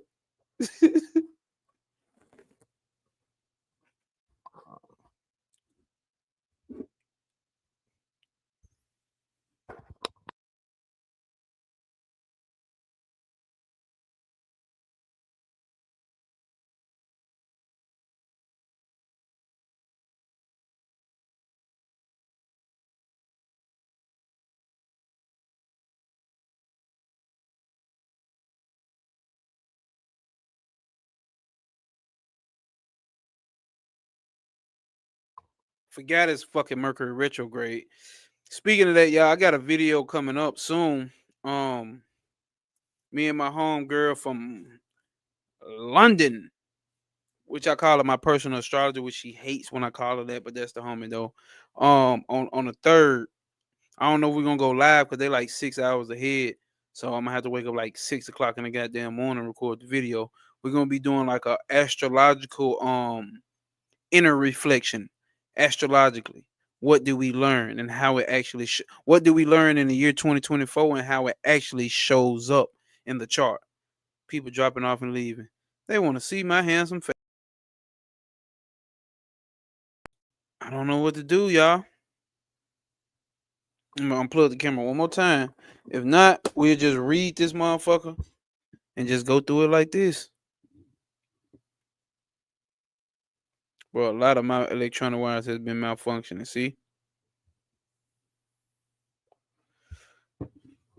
we shall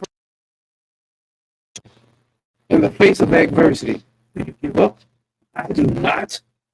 That ain't cosmic P. No obstacles will apprehend you, prosper over pain. This is what we own. No face, no case. Let's get it. All right. Say this. Don't look like it's gonna work. Try this one more time.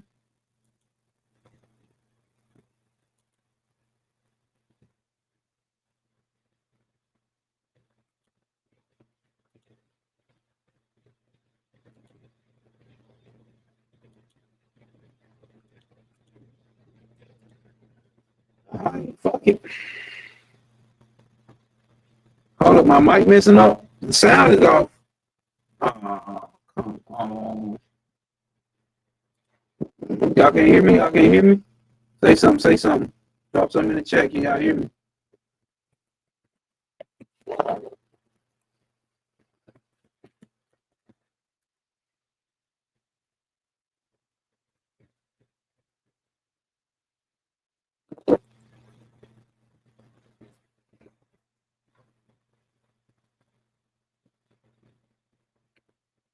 What the fuck?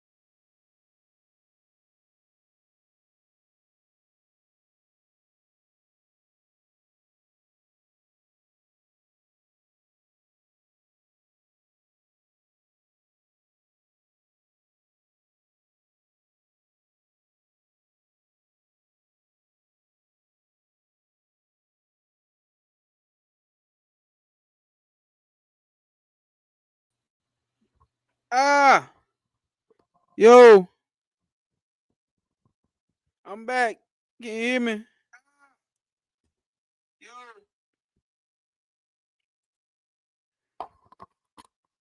Can y'all hear me though?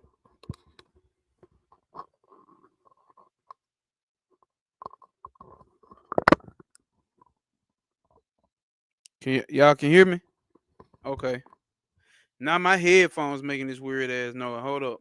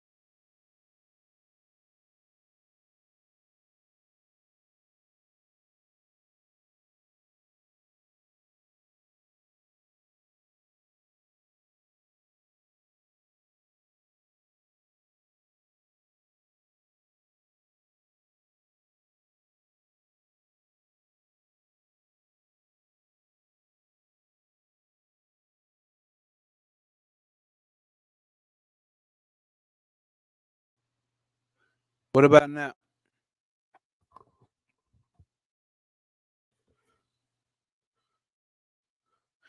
Yeah, StreamYard, Trav. What about now? How do I sound to y'all now?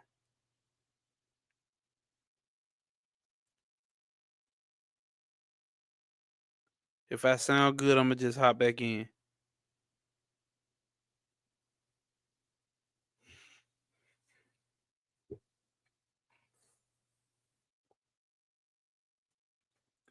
Okay. My headphones don't want to work, so I'm gonna have to unplug my headphones. I ain't gonna be able to hear myself, so y'all gonna have to tell me if y'all can hear me or when I stop. If it do it again.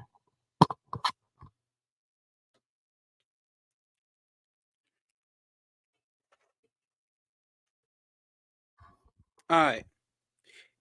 Yet another adept in recent times, Salvador Dali, has suggested that the dark absences that appear abruptly in some of his paintings, the doctrine of non-being, of the negative,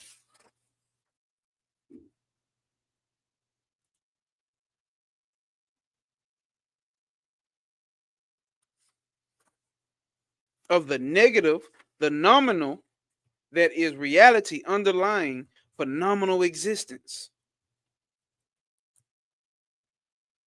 That is reality underlying phenomenal existence. Although, so that's the reality test. Hold up, y'all laughing? Don't tell me y'all can't hear me no more. I ain't see nobody say they can't hear me no more. Although there is a solution of continuity between the two worlds, represented by the front and the back of the tree, there is but one copula. Copula. Copula. J. Bod Hill. It resides in a peculiar function of the sexuality. It is not a bridge in any positive sense, and therefore it may not be described, but it may be adumbrated, adumbrated by the analogy of a lightning flash between the invisible electrodes of positive and negative electricity. The interior dimensions of non-being can be illuminated. The interior dimensions of the non-being can be illuminated by the blinding radiance liberated by sexual energy discharge in connection with certain techniques of typhoning and magic, in which preconceptual energy is seized by the most tenuous tentacles of the consciousness as it seeps through the veil of the void from the transplutonic I, which is ain. Oh, copula. Okay. I feel like I done seen that already in one of these books. Um, as it seeps through the veil of the void from the transplutonic I, which is ain, beyond Kether. The book of Dazin, the book of the law, and the Thelmic holy books, all of which have been made available during the past century, contain magical formulae that have been used from time immemorial, but there is as yet no adequate commentary to any of them. For both Blavatsky and Crowley, advanced as they undoubtedly were circumscribed by a basically old aeon attitude to the void. They he said I can hear Jodeci singing. Let's take it slow. Examine the city. Every setting of your body. What would you say? Advanced as they were circumscribed basically by old aeon attitude of the void. So what is Kenneth Grant saying in the outside the circles of time in the book that we read now? I ain't gonna say he's been going at Aleister Crowley and a little bit of Fortune or Blavatsky, but he's proposing that they looked at it in the old. he's proposing that he's the what I'm not gonna say he's proposing that but it sounds like he's proposing that there's a more updated way to look at this shit. There's a more updated way to look at this dark side, this night side, or this tree in general. And Blavatsky and um Crowley, as advanced as they were, it's a new way to be looking at it. Crowley, perhaps by virtue of a conscious identification with the draconian current through the mysteries of the number 666, had intuitively grasped the possibility of an antichrist and an anti-spirit, although he could not, it seems, confront the idea of the anti-logos. This is evidenced by the horror with which he referred to the aeon that has no word. He referred to the aeon that has no word, an aeon yet to come, to which he ascribes the letter Zain, which is, I know that's a Hebrew letter. Let's see what that means. It says see how the fuck you gonna tell me to see previous chapter to see that? I'm not going back. Zain. What does that mean in Hebrew? One adept only, to my knowledge, was alive to the fact that Crowley had not uttered a word, because being identified with the beast, he was incapable of formulating it. The adept in question was Charles Stanfield Jones, known as Frater Ashad. We talked about him. Zayn. Okay. Zayn. We talked about Frater Achad in the last book when we was dealing with the incoming currents of Horus Mayat, right? But reversion in articularly and beastly incapacity and bestial incapacity to utter a word does not explain Crowley's failure, which was rooted in his inability to fathom the timeless dimension where the veritable anti-word, aka antichrist, truly obtained. It means sword. Okay. Ah, ha, ha. Okay. Okay. Okay. Truly obtained. Frater Achad with his formula of reversal and negation seems to have come closer to the true meaning of Al than Crowley himself. For Crowley, commentaries reveal a consistently positive and consequently phenomenal approach to his meaning. They ain't mean short weapon, but also crown. Sword, crown, and sword. According to Google. According to Google. Okay. AY says Zane also corresponds to the lover's card. Show fucking does. The 17th path, right? That's the lover's card, the 17th path. Tiferet and Bina. Yep. That's the 17th path. Okay.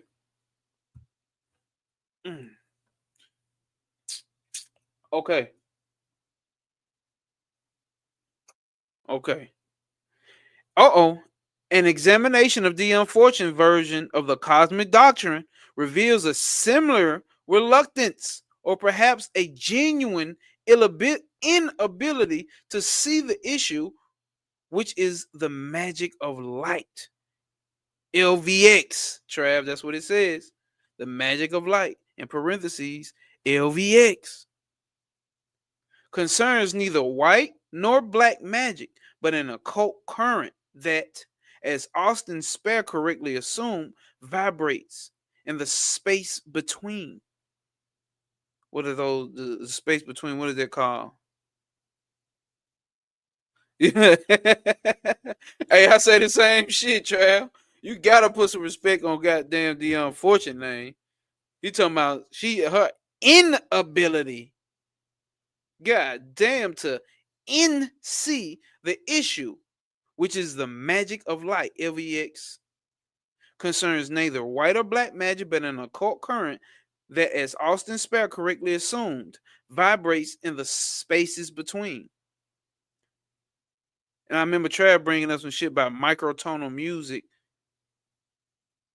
And damn it, I was making a connection with that at the space in between. But in the intersectices, the space, hold up, vibrates in the space in between, in the interstices, interstices,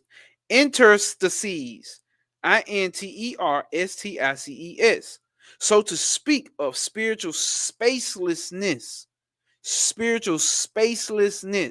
that exists in a necessarily timeless void behind or somewhere outside of the tree. If dioth or doth, the number in which is 11, be continued with the remaining 4 sephra of the middle pillar, the number 37 is obtained. This is a prime number signifying the full manifestation of the magical current symbolized by Set or Shaitan. The number 37 is obtained. This is the prime number signifying the manifestation of the magical current symbolized by Set or Shaitan.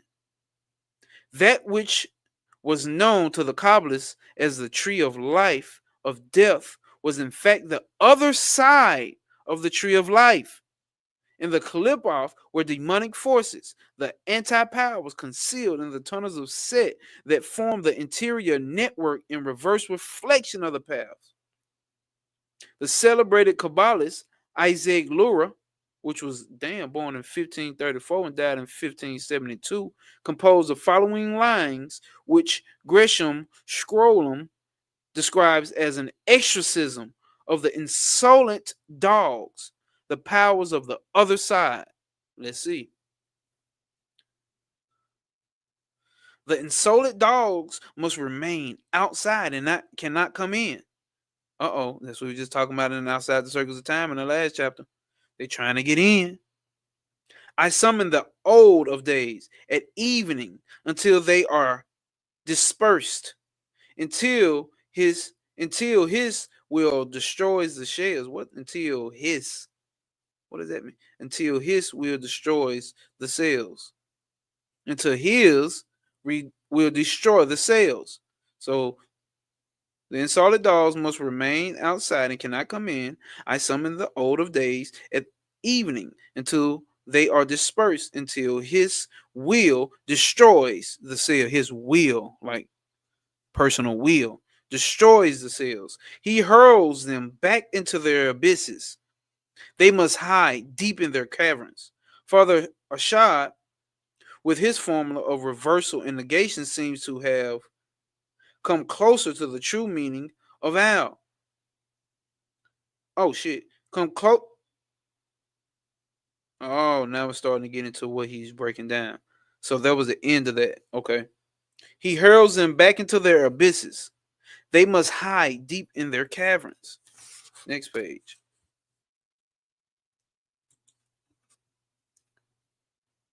Interstices. Where is that word at?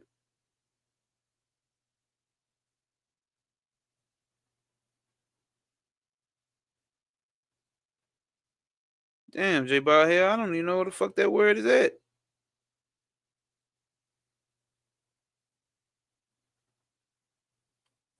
It's all good. The insolent dogs are in a very special sense the dogs of reason. Remember when Crowley said, die with the dogs of reasoning of the old days and old ways? Mentioned in Al, an example, Doth, mentioned in Al, chapter 2, verse 27. The ascription of the dog of the infernal realms derives from Egypt, where the jackal or desert fox is the typical denizen of the abyss. Both these animals being totems of Set. Remember, Bobby told us Set, all these guys in the Egyptian pantheon ain't nothing but Set. If you go back to Typhonian shit, Set Typhon. These Egyptian guys ain't nothing but when the new priesthood came in, gang banging shit, took the old shit and broke this shit up in pieces. The symbolism illuminates chapter 2's verse 19. Is a God to live in a dog? No, but the highest are of us. Dog, which is the word God in reverse, indicates the pylon of Dioth or Doth, through which the dog of reason enters the abyss and perishes. The dog of reason enters the abyss and perishes. That ego dies. That ego is the reasoning factor. You need it down here in Malkuth. But you get to going higher. The dogs of reasoning must die. All that shit that you identify with has to perish. And I mean, you identify with breathing. We're even talking about breathing. We're not just talking about I'm a black man, I'm a white man, I'm a white girl, I'm a whatever. I'm a human, I'm a spirit, I'm a soul.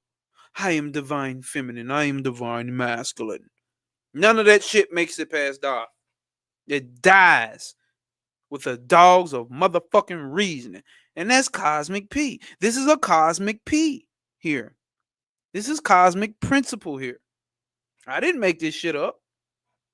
A God is not to live in a dog, but the highest of us are. The highest is the height represented by the 8th head of the serpent that dwells in the abyss.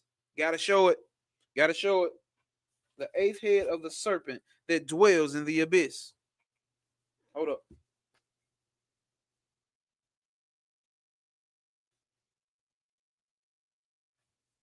I ain't gotta go nowhere.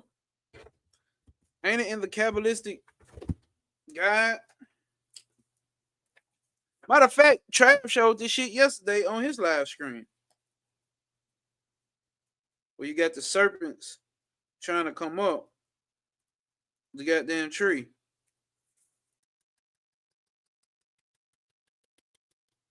But they can't pass. Not the one where the serpents wrap around.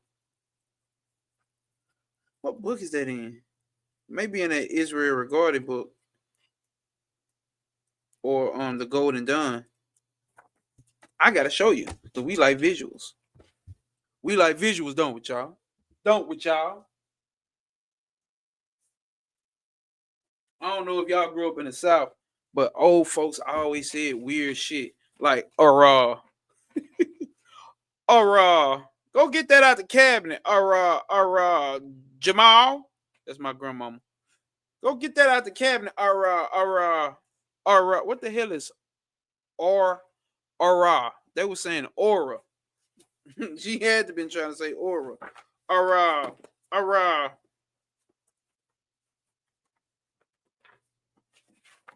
Now I know it's in this book.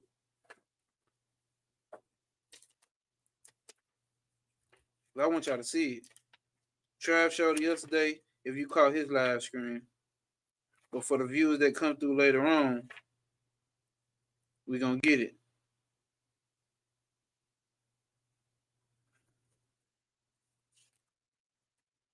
Aha, found it. Hee, haha.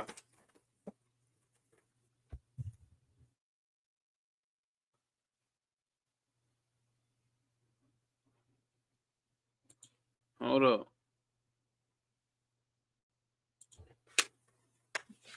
It's a big book. This shit don't want to make me.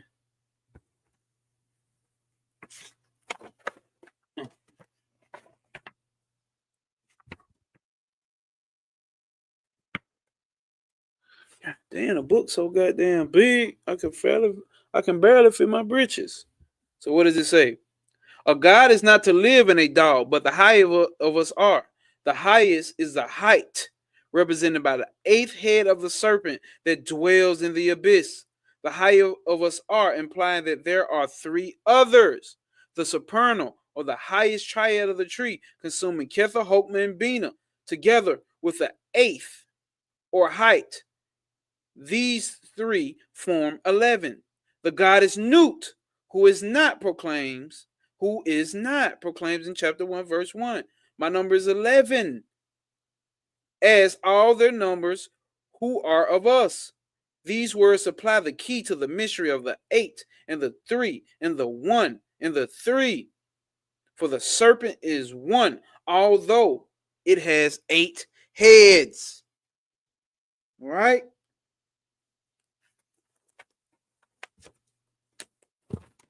You see that one that sits up there in that abyss? This is a big ass goddamn book.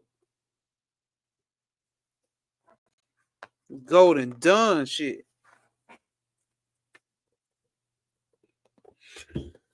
The head sit right up there in that abyss. Sit right up there in that abyss. Put my head in that abyss.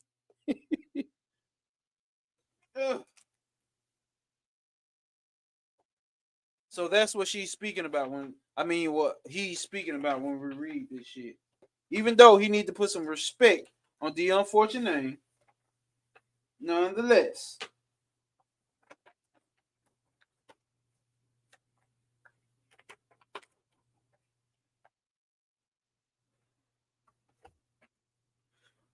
It says, remember, it just said 11 is the number of Nut. Remember, that's what I showed y'all earlier, right?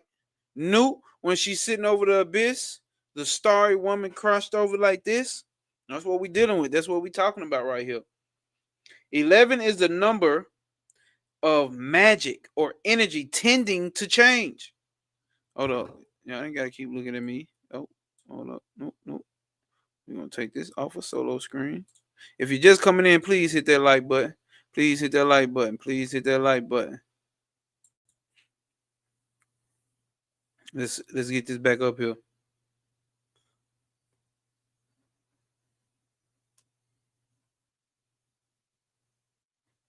"11 is the number of magic or energy tending to change, and it is at the pylon of Thoth that death or magical change occurs.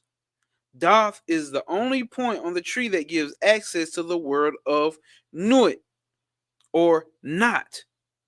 The word us in both verses is Kabbalistically equal to the number 66, which is the mystic number of the Kalipoth and of the great work." I thought 418 was the number of the great work. Let's see what it says down here. Liber D, the Equinox, Volume 1, number 8. Okay. "Here then is the key to the real meaning of the Kalipoth, which has eluded Kabbalists and occultists alike. He finna reveal to us the real meaning of the Kalipoth. Or did he just give it to us? Let's read that last sentence. The word us in both verses is Kabbalistically equal to 66, which is the mystic number of the Kalipoth and of the great work. So is he saying us in great work is the real meaning of the Kalipoth? Let's hear. "Here then is the key to the real meaning of the Kalipoth, which has eluded Kabbalists and occultists alike. For few have fathomed the function of the Kalipoth in relation to the great work. But when it is realized that the world of shells comprises the reverse side of the tree, it is possible to understand why it has been regarded as wholly evil. The Kalipoth are not only the shells of the dead, but more importantly, they are the anti-forces behind the tree in the negative substratum that underlines all positive life." What did Trav just tell you niggas about on that video where he has the interview with the one of the ladies that took the class? About how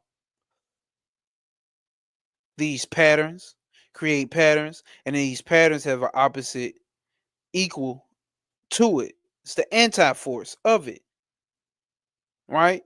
It's the other end. It's the Gibera to Gidula. See what I'm saying? It's the Netsat to Mercury. Leviathan, called evil to conceal its holiness. Leviathan, called evil to conceal its holiness. Evil was used, the anti-force was used to conceal. Huh?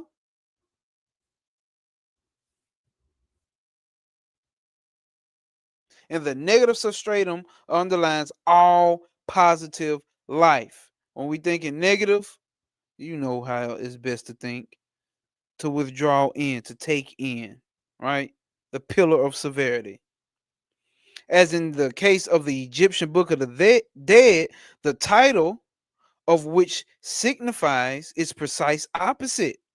So, also, the Jewish tree of death is the nominal source of phenomenal existence. It is the latter that is false for the phenomenal world. It is the latter that is false for the phenomenal world, is the world of appearances, as its name applies or implies. The nominal source alone is, hold up, the nominal source alone is because it is not. It's the real shit because it's not the fake shit. The unmanifest is everything. The nothingness is everything because everything came from the nothingness. And what do we know? The nothingness is not actually nothing. It's just hasn't manifested into the illusionary realm, the phenomenal realm, the material realm. Once this truth is grasped, it becomes evident that the ancient myths of evil, with their demonic and terrifying paraphernalia of death, hell, and the devil, are distorted shadows of the great void. Woo-hoo. It ain't nothing but distorted shadows of the great void. Remember, we was going through the cosmic doctrine and we was breaking down some. I'm like, bro, once you thinking about the great entity creating the logos and the logos creating the universe and you know what I'm saying? The great entity creating the cosmos creating the universe and the universe creating the logos and then ditching out what's no longer useful and appropriate. God is doing motherfucking shadow work, nigga. And the devil is the sword of shadows of the great void, the aim, which persistently haunt the human mind.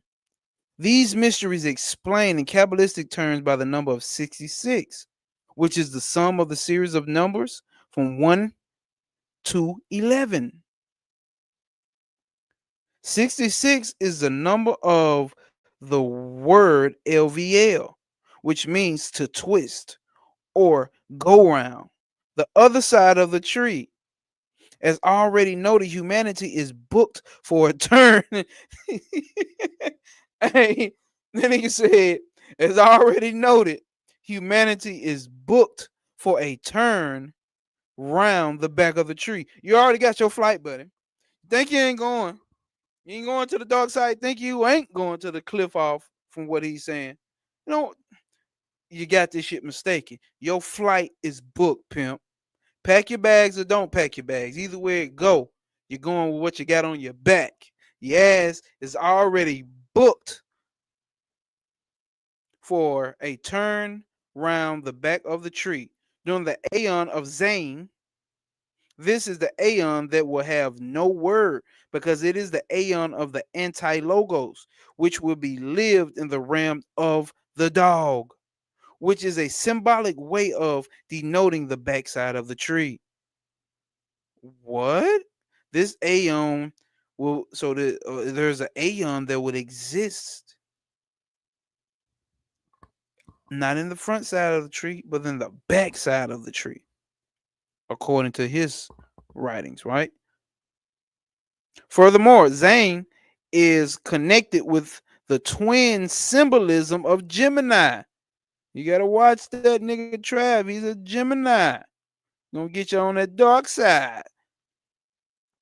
And a sword denoted with the woman, or a cleaver in twain, as shown in the eighth key of the tarot. This key contains also the formula of love through polarization. Hold up. Let's read this again. Furthermore, Zane is connected with the twin symbolism of Gemini, and a sword denoted the woman, or cleaver in twain, as shown in the eighth key of the tarot. This key contains also the formula of love through polarization. For in the Aeon of Zane, humanity will have transcended the illusions of time and space, having understood the nominal basis of the phenomenal consciousness. Drops mic.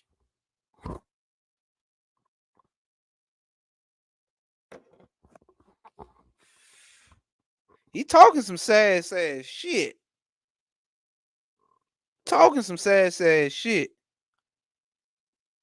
He talking some sassy shit.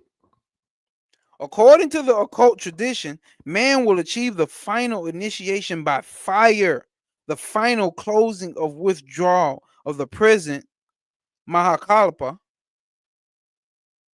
Let's see, it says 25. 25 is fire equals the three-tongued flame represented by the letter Shin. According to Crowley, Magical Record, page 144. Shin is the fire of Pralya, the last judgment. See? Now, if you notice, even the unfortunate talked a little sass about Crowley, but none of them can't stop referencing this motherfucker. So they talk a little shit, but they know motherfucker knew they shit. According to the occult tradition, man would achieve the final initiation by fire before the final closing of withdrawal of the present Mahakalpa. Mahakalpa. Mahakalpa. So it didn't they say the world in the Bible this world would be destroyed by fire and brimstone? Or is that how it was destroyed? No, the first time it was destroyed by water, right? This time by fire and brimstone. 66 is also the number of DNHBH, the name of the city of Edom. These Goetians, which is the shadow of. Hold up. We literally got a page and a half left, and we can just chop it up, y'all. Or y'all can say fuck me and get the fuck up out of it. We gonna see who really fucking with me, because we pushing cosmic P. Okay, hold up. 66 is also the number of DNHBH, the name of the city of Edom, which is the shadow of the city of the pyramids, aka Bina, in the desert of Set. Let's read that again. Hold up.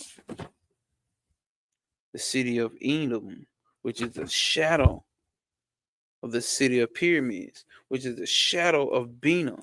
So you thought Bina was severe. You got a shadow side to that. Thinking Bina, Saturn, is. Think about going through your Saturn return. Think about going through the opposite, the anti-force of that, nigga. Nigga. The city of Edom. Imagine having your Edom return. Imagine having your. So we go on the other side of the tree. We gonna fuck a Saturn return. Your ass gonna have an Edom return. What the fuck? The desert of Set, its pylon. Doth is the shrine of the sacred head, the eighth, which the eighth dragon, right? Which the Templars adore under the image of Baphomet, the god of the eightfold name. Octinomus. Crowley assumed the god form of Baphomet as head of the OTO. All right, the Oreo Temple Orients. Eighth, 8 plus 3, which is the Supernal Triangle, constitutes the Sacred 11, the number of those who are of us. Us. 66 is also the number of Alhik, Alhik, which is interpreted in Deuteronomy 6, verse 24. The Lord thy God is a consuming fire. It can be demonstrated that this fire is a fire snake of Ophidian or the Ophidian current. 66 is the number of Gilgal, a wheel or a whirl, and it is instructive to note that the Hindu tradition of the chakras or wheel of force confirms the Egypto-Chaldean interpretation of the mysteries of Thoth. Kundalini, right, J. Bahel? Kundalini. Or maybe we're going to fifth dimension after all. All right. Huh?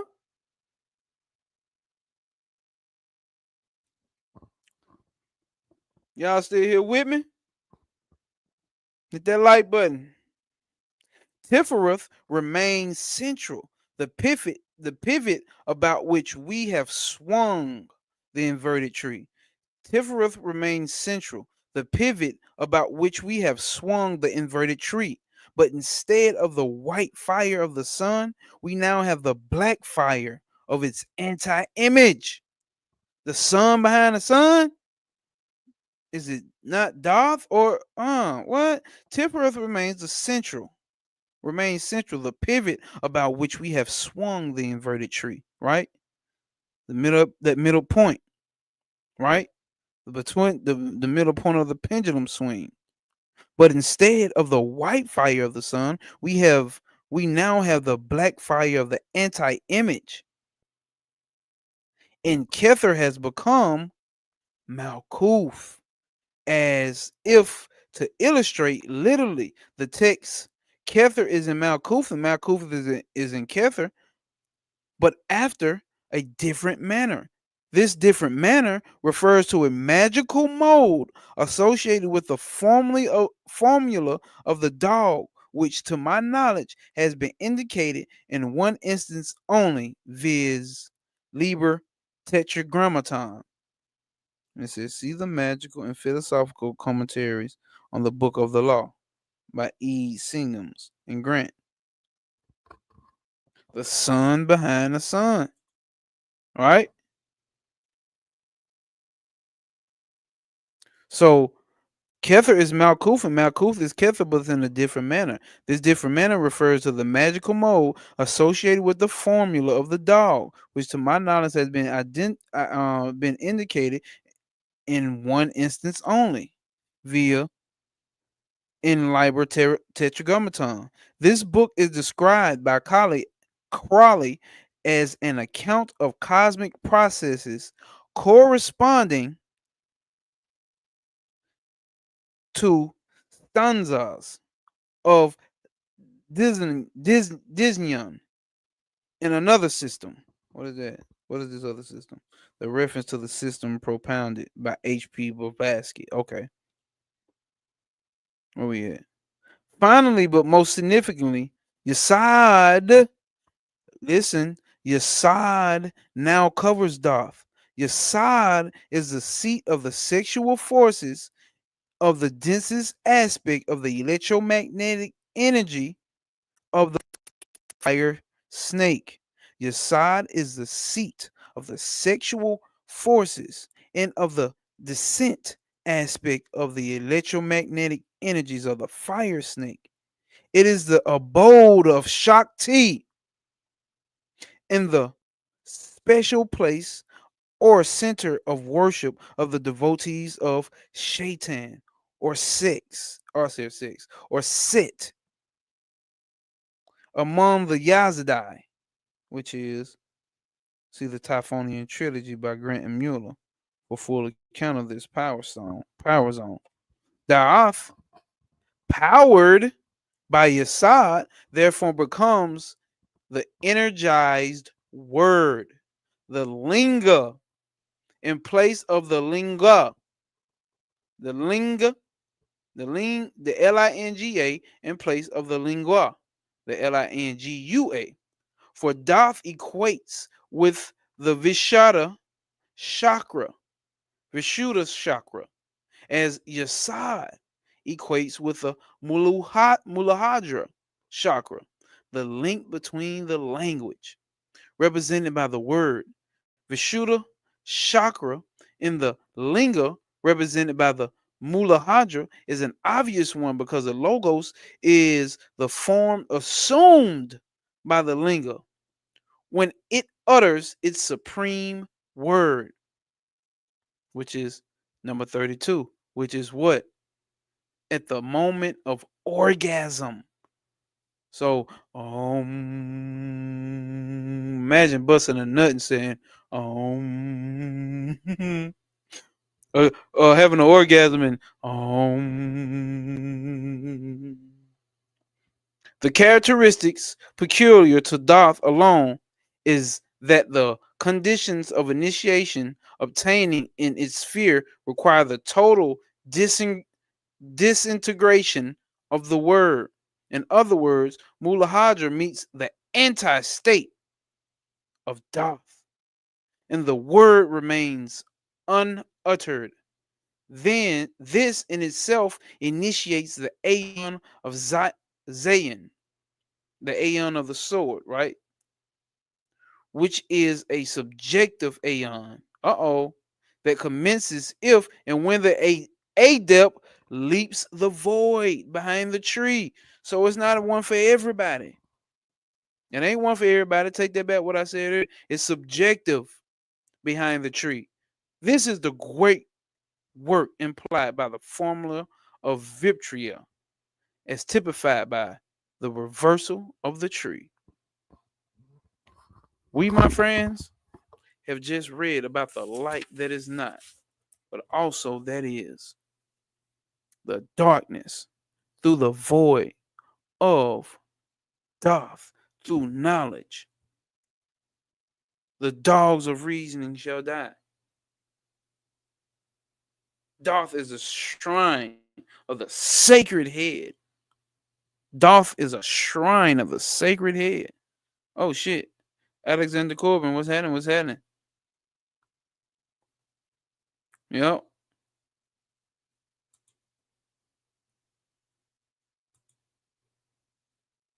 Mulahadra, root chakra, yep. Yep. It's the seat of Shakti. It's Shakti's domain. If y'all in here, man, holla at me. SOP, standing on principle, cosmic P, pushers. The off, huh? The Ophidian current, huh? Your side covers Doth, huh? They didn't even say Tiferet. So we understand that what did they say Doth actually is? Herein understand the real meaning of Doth, which is the word us, which is equal to 66. Us in the great work. He's signifying that Doth is the word us in the great work. And what he just said here, the great work implied by the formula is typified by the reversal of the tree. And he keeps saying, like he said in the last book, well, the initiate would be able, this initiate himself would be able to jump across the aeons, fully enlightened. But you got your trip booked to the backside of this goddamn tree. The city of Edom, motherfucker. The city of Edom, which is the shadow of the city of pyramids, which is Bina. which exists in the desert of Set. And the ego is the mirage. Remember that mirage of water you looking for? The ego is that mirage in the desert of Set. It's gonna get your ass. You fuck around, be drinking sand and die from sand lungs or sand intestines.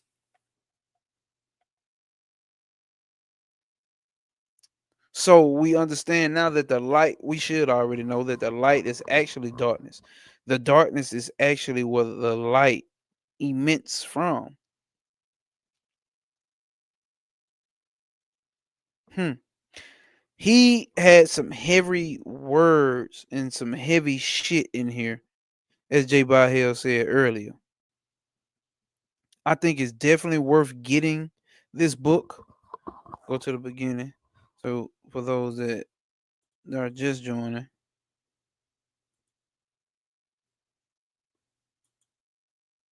we can get you up here so you know. I mean, y'all should already know it's in the goddamn title.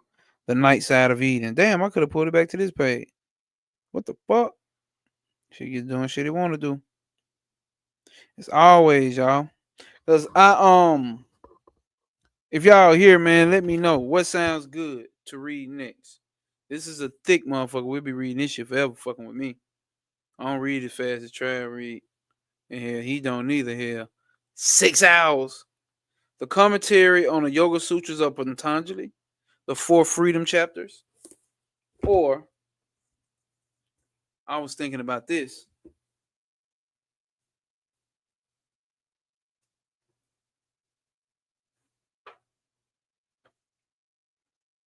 Hold your horses, nigga. I'm coming.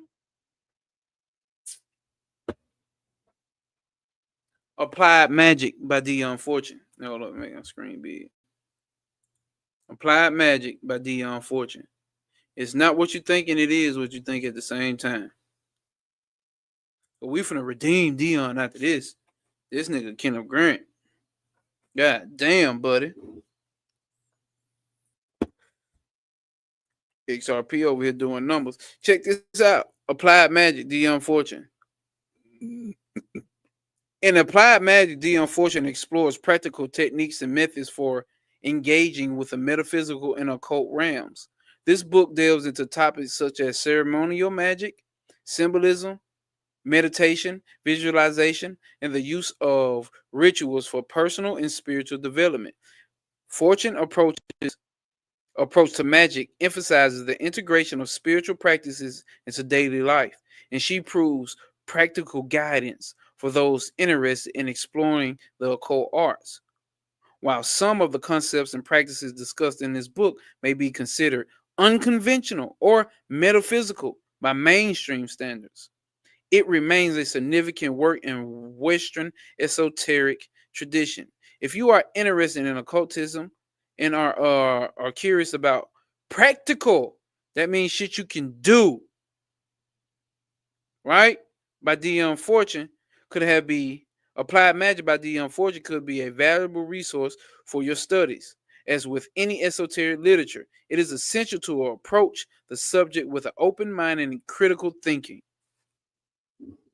Well, AWA's the only one that answered. So unless I get something different in the chat, this why we're gonna start reading next Sunday. And it's a fairly short book. It's only like 60 some pages. Practical, and that's one of the ones I don't got. Yeah, see, right? And then to sync well with what we reading, right, J. Bahel? A quite bit. You know it will, especially being Dion. And damn, Trav, if you in here, I wonder if Trav, there goes Hasaj, my favorite person in the world. Hey, so we may tap into this. Ain't no may. We done already got two compliments. I mean, two agreements. Let's read what it says in the what's the name. Chapter 1 is the occult way. Chapter 2 is some practical applications of occultism. Right? Hold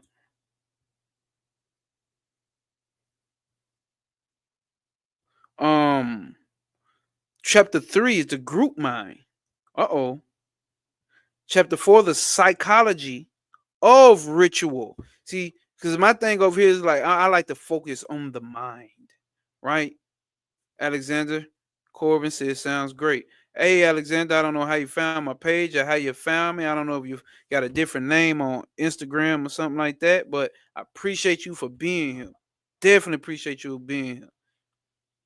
Definitely appreciate you for being here. Hopefully we can keep catching you every Sunday on Occult Sunday service, 7:30 Central Standard Time, 8:30 Eastern Standard Time, right? Chapter 4, Psychology of the Ritual. Chapter 5, Circuit of Force. She has a book called Circuit of Force, which I've read one chapter out of, and that shit is fucking fire. Then 6, The Three Kinds of Reality. Then 7, Non-Humans. Oh, we're gonna read this. Then 8, Black Magic. Then 9, A Magical Body. 10, The Occult Field Today. It's only 10 chapters, 50 pages. We can do that, right? I think everybody agrees we can do that. I wonder, has Trav read this? J. Hale, has Trav read this book yet? I don't want to read the same one he didn't read, even though it's still, because I haven't read it, so, which I think is still cool, but if it was up to me, nigga, I would have been reading Mystical Kabbalah on live again. Well, not again, but I'm telling you, the Unfortunate is a fucking beast with this shit, bro. J. Hell no. Oh, all the way from the Bahamas. Alexander Corbin, all the way from the Bahamas, pushing Cosmic P, nigga. Alexander Corbin, all the way in the Bahamas, pushing Cosmic P. Make sure you hit that like, comment, and subscribe button, Alexander Corbin. I mean, damn it. Hit the notification bell so you can always get updates when a nigga going live or when a nigga post a video, man. That's love right there, though. All the way in the Bahamas tapping in, bro. That's love. That's prosperity. That's peace, and that's Cosmic P. All right. So next Sunday, we will be tapping into this Applied Magic by Dion Fortune. So like Trav do say, if you don't get the book, you got time to order it. Amazon, you niggas got Amazon. This shit was like $8 on Amazon. Like real shit. It don't even say it on here. Shit was like $8 on Amazon. You can get it. If not, PDF. PDF. Y'all know how we've been doing. PDF from Dion. He's done. MQ Book of the Dead. Oh, he did the Book of the Dead. See, I want to read that too, bro. Damn, okay. In Cosmic Doctrine. Okay. Okay, damn. I thought he done way more of that of Dion. Okay. Hell yeah, then. So, what's up with y'all, man? What y'all eat for lunch? Just fucking with you. Just fucking with you, y'all. Man, real shit though. I appreciate y'all for being here, man. Like that shit mean a lot for real. Shit means a lot. Try to build this shit up. You know what I'm saying? Of like-minded individuals, and we meet up on a Sunday instead of regular church service. We do a cult church service, so everybody can call us evil while we sitting over here tapping into the unmanifest in the earth, getting a real understanding that what this bullshit ass ego is. Damn. I guess it ain't working. Guess that means it's time to get off since I'm froze. Y'all probably can't even fucking hear me.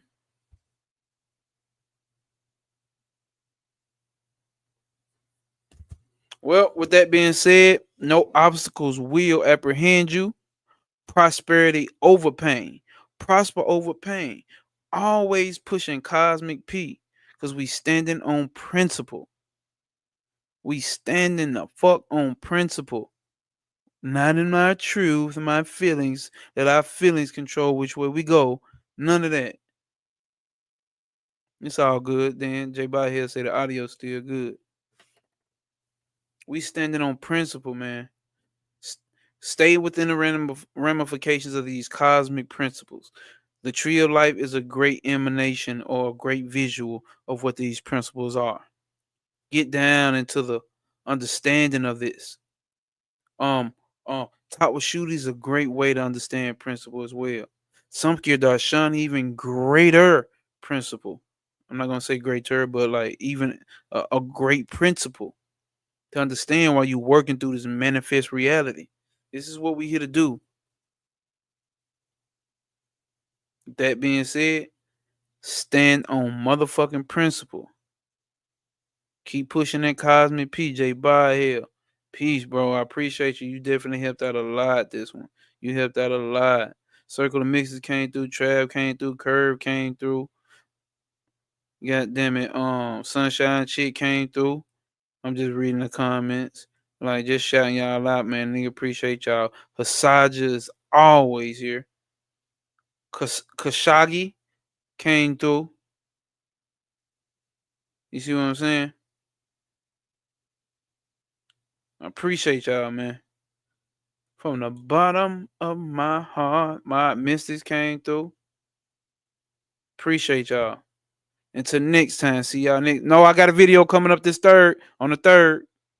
Um, inner self reflection of the year 2024 through astrological means. With my homegirl Narisia from London. Gotta have the feminine energy on here as well. We balance this shit out. So that'll be uploaded on the third.